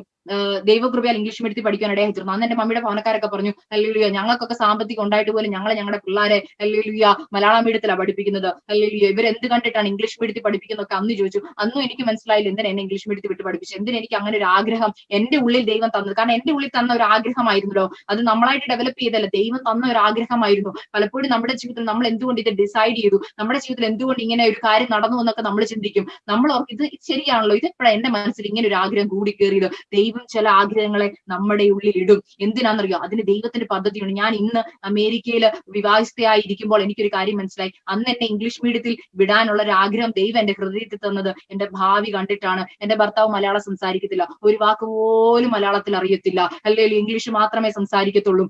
എന്നാൽ ഹല്ലേലൂയ, അങ്ങനെ ഒരാൾക്ക് വേണ്ടി കർത്താവ് എന്നെ ഒരുക്കുമ്പോൾ ഞാൻ ഇംഗ്ലീഷ് മീഡിയത്തിൽ പോകണ്ടേ? അത്യാവശ്യം ഇംഗ്ലീഷ് വിദ്യാഭ്യാസം വേണ്ടേ? അത്യാവശ്യമൊക്കെ പിടിച്ചു നിൽക്കാനുള്ള ലാംഗ്വേജ് കപ്പാസിറ്റി വേണ്ടേ? അതിനുവേണ്ടി കർത്താവ് എന്നെ മുന്നമേ കണ്ട് അതിനുള്ള തയ്യാറെടുപ്പുകളിൽ കൂടി കടത്തിവിട്ടു. ഞാൻ പറയാൻ ആഗ്രഹിക്കുന്ന കാര്യം, നിങ്ങളെക്കുറിച്ച് ദൈവത്തിന്റെ ഒരു നിയോഗമുണ്ടെങ്കിൽ, നിങ്ങളെക്കുറിച്ച് ദൈവത്തിന്റെ വിളിയുണ്ടെങ്കിൽ, അതിനുള്ള ഒരു പ്രിപ്പറേഷൻ പീരീഡിൽ കൂടിയേ കടന്നു പോകുന്നത്. അല്ലെങ്കിൽ പ്രിപ്പറേഷൻ എന്ന് പറയുമ്പോൾ നിങ്ങളുടെ ജീവിതത്തിൽ ഏത് സാഹചര്യത്തിന് പിൻപിലും അതിനൊരു പ്രിപ്പറേഷൻ ഉണ്ട്. ഹല്ലേലൂയ. ചിലപ്പോൾ ഫെയിലിയേഴ്സ് ആയിരിക്കും, എക്സാമിൽ നേരിടുന്ന ഫെയിലിയേഴ്സ് ആയിരിക്കും, 1 എഴുതി 2 എഴുതി ഫെയിലിയേഴ്സ് ആയിരിക്കും. ഒറ്റ കാര്യമേ ഉള്ളൂ, അതൊരു പ്രിപ്പറേഷൻ ആ. ഫെയിലിയേഴ്സിന്റെ വേദന മനസ്സിലാക്കുമ്പോൾ നമ്മൾ ആഴമായി പ്രാർത്ഥിക്കും. ഹല്ലേലൂയ. നമ്മൾ എന്തുകൊണ്ടാണ് കുത്തുവാക്കുകൾ നമ്മുടെ ജീവിതത്തിൽ കടന്നു വരുന്നത്? ഹല്ലേലൂയ. നമ്മളെ മറ്റുള്ളവരെ കൊണ്ട് നമുക്ക് കുത്തുവാക്കുകളൊക്കെ വരും. ഹല്ലേലൂയ. ചിലത് ദൈവം അനുവദിക്കും. ഹല്ലേലൂയ. എന്തിനാ ചിലരെ കൊണ്ട് ദൈവം കുത്തുവാക്കുകൾ അനുവദിക്കുന്നതെന്നറിയാവോ? എന്നാലേ നിങ്ങളുടെ ഹൃദയം തകരത്തുള്ളൂ. നമ്മൾ പ്രതീക്ഷിക്കാത്തവർ നമ്മളെ കുത്തുമ്പോൾ, ഹല്ലേലൂയ, ഇതുവരെ സപ്പോർട്ടീവ് ആയിരുന്ന ഭർത്താവ് ചിലപ്പോൾ കുത്തുമ്പോഴായിരിക്കും നമ്മുടെ ഹൃദയം ശരിക്കും തകരുന്നത്. അല്ലെങ്കിൽ ഇത്രയും നാൾ സപ്പോർട്ടീവ് ആയി നമ്മ അമ്മ കുത്തുമ്പോഴായിരിക്കും, അത് ശരിയാണല്ലോ, നിന്റെ ജീവിതത്തിൽ മാത്രം എന്താ ഇങ്ങനെ, എനിക്കും ചോദിക്കാനുണ്ട് എന്ന് ചോദിക്കുമ്പോഴായിരിക്കും എന്റെ ദൈവമേ ഇനി മമ്മിയും കൂടെ ഉള്ളായിരുന്നു പറയാൻ. അമ്മയും പറഞ്ഞു, അപ്പനും പറഞ്ഞു, ഹല്ലേലൂയ, ഇനിയൊന്നും കേൾക്കാൻ ബാക്കിയില്ല, പറയേണ്ടവരെല്ലാം പറഞ്ഞു കഴിഞ്ഞു എന്ന് ചിന്തിച്ചായിരിക്കാം നിങ്ങൾ ദൈവസന്നിധിയിലായിരിക്കുന്നത്. ഞാനൊരു കാര്യം പറയട്ടെ, ഞാൻ എപ്പോഴും പറയുന്ന ഒരു കാര്യമുണ്ട്, ചിലരൊക്കെ കുത്താൻ നമ്മുടെ ജീവിതത്തിൽ ദൈവം തന്നെ അനുവദിച്ചിട്ടുണ്ട്. എന്തിനാ? ഞാൻ പറഞ്ഞല്ലോ, അവർ കുത്തിയാലേ നിങ്ങളുടെ ഹൃദയം തകരത്തുള്ളൂ. വചനത്തിൽ തന്നെ ഞാനൊരു ഉദാഹരണം പറയാം. അല്ലെങ്കിൽ ഒരു പെനീന, ഹന്നായുടെ ജീവിതത്തിൽ എന്തിനാ ദൈവം പെനീനായി വെച്ചെന്നറിയോ? പെനീന കുത്താടത്തോളം ഹന്ന കംഫോർട്ടബിൾ ആയിട്ടിരിക്കും. ഹല്ലേലൂയ. ഹന്ന കംഫോർട്ടബിൾ ഇരിക്കുവാണ്. കാരണം അവർക്ക് അത്യാവശ്യം താലോലിക്കാനും അത്യാവശ്യം ഹല്ലേലൂയ കുഞ്ഞുങ്ങളെയൊക്കെ എടുക്കണമെന്നുണ്ടെങ്കിലും പെനീനയുടെ കുഞ്ഞുങ്ങളുണ്ട്. അത്യാവശ്യം പെനീനായിക്കും അതൊരു ഹെൽപ്പാണ്. ഹല്ലേലൂയ. പിന്നെ അധികമായി സ്നേഹിക്കുന്ന ഒരു ഭർത്താവ്. അതുകൊണ്ട് തന്നെ പ്രാർത്ഥിക്കേണ്ട വിഷയമായിട്ടൊന്നും ഹന്നായ്ക്ക് ഫീൽ ചെയ്തില്ല. എന്നാൽ ഒരു സമയം ദൈവത്തിന്റെ വാഗ്ദത്തം വെളിപ്പെടേണ്ട സമയമായെന്ന് കാരണം ബൈബിളിൽ തന്നെ പറഞ്ഞിട്ടുണ്ട്, ഹന്നയുടെ ഗർഭത്തെ ദൈവമാണ് അടച്ചത്. Hallelujah, hallelujah. ദൈവത്തിന്റെ സമയമായപ്പോൾ ദൈവം എന്ത് ചെയ്തു? പെനീനായുടെ ഹൃദയത്തോട് ഇടപെടുവാൻ തുടങ്ങി. ബൈബിളിൽ വചനത്തിൽ പലയിടത്തും ഇടപെട്ടിട്ടുണ്ട്. ഫറവോന്റെ ഹൃദയത്തെ കഠിനപ്പെടുത്തിയെന്ന്. ഇതുപോലെ തന്നെ കർത്താവ് ദൈവം കഠിനപ്പെടുത്തിയെന്ന് എഴുതിയിട്ടുണ്ട്. ദൈവം പെനീനയുടെ ഹൃദയത്തോട് എന്ത് ചെയ്തു? ഇടപെട്ടു. ഹല്ലേലൂയ. അവിടെ നാവിനെ ബലപ്പെടുത്തി. ഹല്ലേലൂയ. അവളെ ഒന്ന് കുത്താൻ തുടങ്ങി. അവള് കുത്തിയപ്പോൾ എന്ത് ചെയ്തു? ഹന്നായ്ക്ക് സഹിച്ചില്ല. വേറെ ആരും കുത്തുന്നത് പോലല്ല. ഹല്ലേലൂയ. സ്വന്തം ഭവനത്തില് ഒരു ഹല്ലേലൂയ, ഹല്ലേലൂയ, ഒരു ഷെൽട്ടറിന്റെ കീഴിൽ താമസിക്കുന്ന ഒരു കുത്തുമ്പോഴാണ് നമുക്ക് പലപ്പോഴും ഫീൽ ചെയ്യുന്നത്. കാരണം അവർക്ക് കുറച്ചും കൂടെ നമ്മളെ അറിയാം. പുറത്തുനിന്ന് ഒരാൾ കുത്തിയാൽ നമുക്ക് അത്രയും ഫീൽ ചെയ്യത്തില്ല. എന്നാൽ ഒരു ഷെൽട്ടറിന്റെ കീഴിൽ തൊട്ടടുത്തിരിക്കുന്നവര് നമ്മളെ കുത്തുമ്പോൾ നമ്മൾ ഓർക്കും, ഇവർക്ക് നമ്മളെ അറിയാമല്ലോ, അറിഞ്ഞിട്ടും ഇവരെന്തിനാ കുത്തുന്നത്? ഒറ്റ കാര്യമേ ഉള്ളൂ, നിന്റെ ഹൃദയം ദൈവസ്ഥാനത്തിൽ ഒരു ഭരണി തകരുന്നത് പോലെ തകരണം. അല്ലെങ്കിൽ ദൈവമക്കളെ, ഞാൻ അങ്ങനെ തകർന്നിട്ടുണ്ട്. അല്ലെങ്കിൽ കുത്തുവാക്കുകളുടെ മുമ്പിൽ തകർന്ന്, ഹല്ലേലൂയ, ഹന്ന ദൈവസ്ഥാനത്തിൽ ഹൃദയം പകർന്ന് കരയുക എന്ന് പറയുന്ന എന്റെ ജീവിതത്തിൽ ഞാൻ എക്സ്പീരിയൻസ് ചെയ്തിട്ടുണ്ട്. ഹല്ലേലൂയ. എന്റെ വിവാഹം നടക്കാതിരുന്നപ്പോൾ എന്റെ മമ്മിയുടെ ഭവനക്കാര് ഞങ്ങളുടെ നേരെ കൈ ചൂണ്ടി ചോദ്യങ്ങൾ ചോദിച്ചപ്പോൾ എന്റെ ഹൃദയം തകർന്നു. അല്ലെങ്കിൽ ദൈവസന്നിധിയിൽ അല്ലെങ്കിൽ പൊട്ടിച്ചെതറി എന്ന് പറഞ്ഞതുപോലെ ദൈവസന്നിധിയിൽ കവിണ് വീണ് കരഞ്ഞു. അല്ലെങ്കിൽ ദൈവമക്കളെ, കവിണ് വീണ് കരഞ്ഞ് എഴുന്നേറ്റ് 5 മണിയായപ്പോൾ ദൈവത്തിന്റെ മറുപടി അല്ലെങ്കിൽ എന്റെ കരങ്ങളിൽ ലഭിക്കുവാനിടയായി തീർന്നു. അതുകൊണ്ടാണ് ഞാൻ ദൈവമക്കളോട് പറയുന്നത്, നിന്റെ ദൈവത്തിന് ഒന്നും അസാധ്യമല്ല. ഒറ്റ കാര്യം, ദൈവസന്നിധിയിൽ തകരുക. തകർന്ന് ആര് പ്രാർത്ഥിച്ചിട്ടുണ്ട്? അവരുടെ ഹൃദയത്തിന്റെ അടുക്കലേക്ക് കർത്താവ്. അതുകൊണ്ട് പറഞ്ഞ, ഹൃദയം നുറുങ്ങിയവർക്ക് അല്ലെങ്കിൽ യഹോവ സമീപസ്ഥൻ. അല്ലെങ്കിൽ ബ്രോക്കൺ ഹാർട്ട് എന്ന ഇംഗ്ലീഷ് ബൈബിളിൽ കൊടുത്തിരിക്കും. എന്തുവാണ് ബ്രോക്കൺ? അതായത് ചെതറി കിടക്കുക. ഇനി അത് കൂട്ടി യോജിപ്പിക്കാൻ കർത്താവിന് മാത്രമേ പറ്റത്തുള്ളൂ. അതിനെ നമ്മൾ പറഞ്ഞല്ലോ, 1-2 മുറിക്കപ്പെടുകയല്ല, തകർക്കപ്പെടുക. തകരുന്നതും മുറിക്കുന്നതും ഡിഫറെന്റ് ആണ്. ഹല്ലേലൂയ. നമുക്കറിയാലോ, ഒരു ചില്ല് ഗ്ലാസ് അത് നിലത്ത് വീണ് തകർക്കപ്പെട്ടാൽ എന്ത് ചെയ്യും? ഹല്ലേലൂയ. അത് ചെതറിക്കിടന്നാൽ അതിനെ ഒന്നും ചെയ്യാൻ പറ്റത്തില്ല. എന്നാൽ ആ തകർക്കപ്പെട്ടതിനകത്തേക്ക് കർത്താവിന്റെ സാന്നിധ്യം ഇറങ്ങി വരുമ്പോൾ നിന്നെ കൂട്ടി യോജിപ്പിക്കുവാൻ കർത്താവിന് മാത്രമേ പറ്റത്തുള്ളൂ. ആ ഹൃദയത്തെ ബലപ്പെടുത്തുവാൻ കർത്താവിന് മാത്രമേ പറ്റത്തുള്ളൂ. അതുകൊണ്ട് എന്തുകൊണ്ട് എന്റെ ജീവിതത്തിൽ ഇങ്ങനെ ഒരു കുത്തിവാക്കുകൾ വരുന്നു? എന്തുകൊണ്ട് എന്റെ ജീവിതത്തിൽ മാത്രം ഇങ്ങനത്തെ പ്രതിസന്ധികൾ വരുന്നു? ചിലരെ കുത്താൻ ദൈവം നിന്റെ ജീവിതത്തിൽ ഏൽപ്പിച്ചിരിക്കുക. ചില മെതിവണ്ടികളെ നിങ്ങൾക്ക് നിന്റെ ജീവിതത്തിൽ ദൈവം നിയമിച്ചിരിക്കുന്നു. അത് മാറിപ്പോവാൻ പ്രാർത്ഥിക്കേണ്ട. എന്തിനാണെന്നറിയാവോ? ആ മെതിവണ്ടി നിന്റെ ജീവിതത്തിൽ ഉണ്ടെങ്കിലേ, അല്ലെങ്കിൽ ആ കുത്തുന്നവർ നിന്റെ ജീവിതത്തിൽ ഉണ്ടെങ്കിലേ നീ തകരത്തുള്ളൂ, നീ പ്രാർത്ഥിക്കത്തുള്ളൂ. ഹല്ലേലൂയ. അതുകൊണ്ട് ദൈവമക്കളെ, ദൈവസന്നിധിയിൽ തകരുക, ദൈവസന്നിധിയിൽ പകരുക ഹൃദയത്തെ. ഹല്ലേലൂയ. ഞാൻ എന്റെ ജീവിതത്തിൽ ഒരു സാക്ഷ്യം കൂടെ പറയട്ടെ, നിങ്ങളുടെ ഹൃദയത്തെ ബലപ്പെടുത്തുവാൻ. ഞാൻ നഴ്സിംഗിന് പോകാൻ ഒരിക്കലും പ്ലാൻ ചെയ്ത വ്യക്തിയല്ല. ഞാൻ പറഞ്ഞല്ലോ, മരുന്നെടുക്കാത്തത് കൊണ്ട് തന്നെ നഴ്സിംഗ് എന്റെ മനസ്സിൽ ഉണ്ടായിരുന്ന കാര്യമേ അല്ല. എന്നാൽ ദൈവസ്ഥാനത്തിൽ ആലോചന ചോദിച്ചു. ഏത് കാര്യത്തിന് ഇറങ്ങുന്നതിന് മുമ്പ് അമ്മയെ പഠിപ്പിച്ചൊരു കാര്യമുണ്ട്, കർത്താവിനോട് ആലോചന ചോദിക്കണം. 10ാം ക്ലാസ് കഴിഞ്ഞ് സയൻസ് ഗ്രൂപ്പ് എടുത്തും ദൈവത്തിന്റെ ആലോചന ചോദിച്ചാണ്. അല്ലെങ്കിൽ 10ാം ക്ലാസ് +2 കഴിഞ്ഞ് കർത്താവ് എന്തിനു പോകണമെന്ന് ആലോചന ചോദിച്ചപ്പോൾ അല്ലെങ്കിൽ കർത്താവ് പറഞ്ഞു അല്ലെങ്കിൽ നഴ്സിംഗിന് പോകണമെന്ന്. അതൊരു വലിയ കാര്യമാണ്. കാരണം അതിന് തൊട്ട് മുമ്പ് ഞാൻ എന്റേതായ ഒരു തീരുമാനമൊക്കെ എടുത്തു. അല്ലെങ്കിൽ എനിക്കിഷ്ടം അല്ലെങ്കിൽ ടീച്ചിങ് ആയിരുന്നു. അതുകൊണ്ട് തന്നെ ഞാൻ ദൈവസന്നിധിയിൽ പ്രാർത്ഥിച്ചു, കർത്താവേ, ഞാൻ ടീച്ചിങ്ങിന് പോകണം, എനിക്ക് ടീച്ചിങ് ആണ് ഇഷ്ടം. അതുകൊണ്ട് തന്നെ BA ഇംഗ്ലീഷ് ലിറ്ററേച്ചർ എടുത്തിട്ട് അല്ലെങ്കിൽ എവിടെയെങ്കിലും ചെറിയൊരു, കാരണം എന്നെ പഠിപ്പിക്കാനുള്ള സാമ്പത്തിക സ്ഥിതി ഒന്നും പപ്പായ്ക്കും മമ്മിക്കും ഇല്ല. ഞാൻ പറഞ്ഞ വീടോ വസ്തു ഒന്നുമില്ല, ലോൺ എടുക്കാൻ വകയില്ല. അതുകൊണ്ട് തന്നെ ഞാൻ ഓർത്തു, അല്ലെങ്കിൽ അതുകൊണ്ട് തന്നെ എന്ത് ചെയ്യാം, വല്ല സാധാ ഡിഗ്രി എടുക്കാം. അങ്ങനെ ഇരിക്കുമ്പോൾ എന്റെ പപ്പായുടെ ഒരു കസിൻ അല്ലെങ്കിൽ നോർത്ത് ഇന്ത്യയിലുണ്ട്, അല്ലെങ്കിൽ ആംഗ്ല വിളിച്ചു പറഞ്ഞു, പഠിത്തമൊക്കെ കഴിഞ്ഞ് നിൽക്കല്ലോ, ഒരു കാര്യം ഇങ്ങോട്ട് പോര്, എനിക്കൊരു സ്കൂളുണ്ട് ഇവിടെ, ആൽഫ ഇംഗ്ലീഷ് മീഡിയം സ്കൂൾ മധ്യപ്രദേശില്, ഇങ്ങോട്ട് പോര്, ഇവിടെ നിനക്ക് പഠിപ്പിക്കുകയും കുഞ്ഞു പിള്ളേരെ പഠിപ്പിക്കുകയും അതിനകത്ത് കിട്ടുന്ന സാലറി കൊണ്ട് നിനക്ക് ഡിഗ്രിയും ചെയ്യാം. അത്യാവശ്യ കാര്യങ്ങളൊക്കെ നടന്നു പോകുന്നു പറഞ്ഞു. അതൊക്കെ പ്രതീക്ഷിച്ച് സെപ്റ്റംബർ 30-ാം തീയതി 2007 സെപ്റ്റംബർ 30-ാം തീയതി ഇങ്ങനെ ടിക്കറ്റ് ഒക്കെ എടുത്ത് ശേഷം യാത്ര പറയാൻ വേണ്ടി ഞാൻ ഇങ്ങനെ, അല്ലെങ്കിൽ ഞങ്ങൾക്ക് അറിയാവുന്ന ഒരു ദൈവദാസൻ, നിങ്ങൾക്ക് അറിയായിരിക്കും, മാവേലിക്കരയിലുള്ള കിടങ്ങന്നൂർ കുഞ്ഞോൻചാൻ എന്ന് പറയും, ഇപ്പോൾ കല്ലുമല സഭയുടെ മെയിൻ ശുശ്രൂഷകനായിരിക്കുന്ന പാസ്റ്റർ അല്ലെങ്കിൽ കല്ലുമല കുഞ്ഞോൻചാൻ, അല്ലെങ്കിൽ കിടങ്ങന്നൂർ കുഞ്ഞോൻചാൻ എന്നാണ് ഞങ്ങളൊക്കെ വിളിക്കുന്നത്. കിടങ്ങന്നൂർ കുഞ്ഞോൻചാന്റെ വീട്ടിൽ ചെന്നു, യാത്ര പറയാൻ വേണ്ടി ചെന്നതാ. യാത്ര പറയാൻ വേണ്ടി ചെന്നപ്പോൾ കർത്താവിന്റെ ദാസൻ എന്റെ മുഖത്തേക്ക് നോക്കിയിട്ട് പറഞ്ഞു, ഇപ്പോൾ നീ തിരഞ്ഞെടുത്തിരിക്കുന്ന വഴി തെറ്റായ വഴിയാണ്. അല്ലെങ്കിൽ മോശയുടെ മുമ്പിൽ 2 വഴിയുണ്ട്.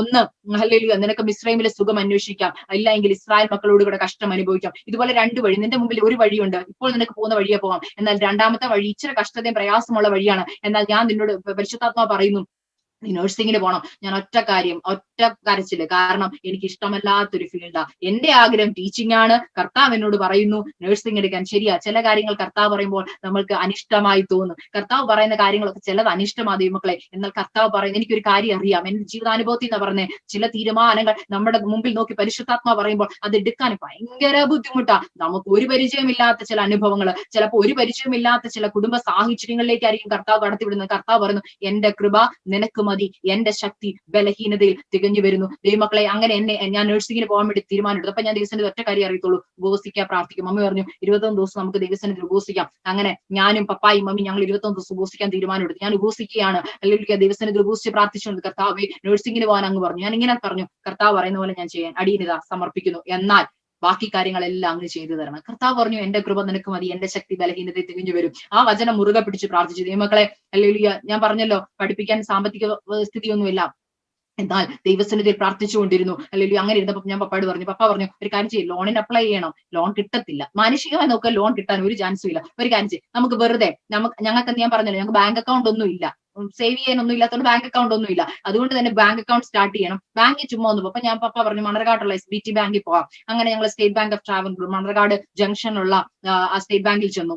അപ്പൊ ചെന്ന് കഴിഞ്ഞപ്പോഴത്തേനും ഞാൻ നോക്കിയപ്പോൾ ഒത്തിരി പിള്ളേരൊക്കെ ഈ പഠനം ഇത് എക്സാം കഴിഞ്ഞൊക്കെ നിൽക്കുന്നതുകൊണ്ട് ഒത്തിരി കുഞ്ഞുങ്ങൾ നഴ്സിംഗിനൊക്കെ പോകാനും ഒക്കെ ലോൺ എടുക്കാൻ വന്നിരിപ്പുണ്ട്. ഒത്തിരി പേരുണ്ട്. ഞങ്ങൾക്ക് ഒരു ടോക്കൺ നമ്പർ തന്നു, ഞങ്ങൾ അവിടെ ഇരിക്കുകയാണ്. ഈ സമയത്ത് ഒരു സഹോദരി കടന്നുപോയി ഞങ്ങളുടെ ഫ്രണ്ടിൽ കൂടെ പോയിട്ട് പറഞ്ഞു, ഓ ഇവിടുന്ന് ലോൺ കിട്ടാൻ ചാൻസ് ഇല്ല, അവിടെ ഇരിക്കുന്ന ആള് വളരെ ക്രൂരനായ ഒരു മനുഷ്യനാണ്, ഒന്ന് സമാധാനത്തോടെ സംസാരിക്കത്ത് പോലും ഇല്ല, അദ്ദേഹത്തിന് ഫ്രണ്ടിൽ ഇരിക്കാൻ പോലും ഭയങ്കര എന്തുവാണോ വല്ല എനിക്കൊന്ന്. എന്നിട്ട് പുള്ളിക്കാരി പറഞ്ഞിട്ട് പോകുന്ന ഇങ്ങനെയാണ്, എന്തോ വീട്ടിൽ പ്രശ്നം ഉണ്ടെന്നാ തോന്നുന്നത്, വരുന്നവരോടൊക്കെ ദേഷ്യപ്പെട്ട അയാൾ ഇരിക്കുന്നെന്ന് പറഞ്ഞു. ഇത് കേട്ടപ്പോഴേ പപ്പ എന്നോട് പറഞ്ഞു, എന്നാ നമുക്ക് പോയാലോ, വെറുതെ എന്തിനാ മൂട് കളയുന്നത്. ഞാൻ പറഞ്ഞു, പപ്പ അല്ല, വന്നതല്ലേ പ്രാർത്ഥിക്കാം. അപ്പൊ മമ്മി ഇറങ്ങാൻ നേരത്തെ എന്നോട് ഒരു കാര്യം പറഞ്ഞു, മോനെ ഏത് പ്രതികൂല സാഹചര്യങ്ങളിലും കർത്താവിന്റെ സന്നിധി പ്രാർത്ഥനയോട് നീ അവിടെ ഇരുന്ന് വേറെ ഒന്നും ചിന്തിക്കണം, നീ അവിടെ പ്രാർത്ഥിച്ചാൽ മതി. പ്രാർത്ഥിക്കേണ്ട ഇതാണ്, കർത്താവ് എനിക്ക് മുമ്പായി തന്റെ ദൂതനെ അയക്കണം, എന്റെ മുമ്പുള്ള വഴിയെ നീ നിരപ്പാക്കണം. അല്ലെങ്കിൽ ഞാൻ ഇതിങ്ങനെ പ്രാർത്ഥിക്കാൻ തുടങ്ങി, കർത്താവ് എനിക്ക് മുമ്പ് തന്റെ ദൂതനെ അയക്കണമേ, ആ സാറിന്റെ റൂമിലേക്ക് തന്റെ ദൂതനെ അയക്കണേ, ആ സാറിന്റെ റൂമിലേക്ക് തന്റെ ദൂതനെ അയക്കണം. ഇത് മാത്രമേ എനിക്കറിയൂ. ഞാൻ ഇങ്ങനെ പ്രാർത്ഥിച്ചുകൊണ്ടിരിക്കും. പപ്പ ഇത് പറയുന്നൊന്നും ഞാൻ ശ്രദ്ധിക്കും. പിന്നെ പപ്പ പറഞ്ഞു, ഞാൻ പറഞ്ഞു പപ്പ ഇല്ല, ദൂതൻ ഇറങ്ങും. ഞാൻ ഇങ്ങനെ പ്രാർത്ഥിച്ചുകൊണ്ടിരിക്കും. ഇങ്ങനെ പ്രാർത്ഥിച്ചുകൊണ്ടിരുന്ന സമയത്ത് എല്ലാവരും പോയി എന്റെ ടോക്കൺ നമ്പർ വിളിച്ച് ഞാൻ കയറി ചെന്നു.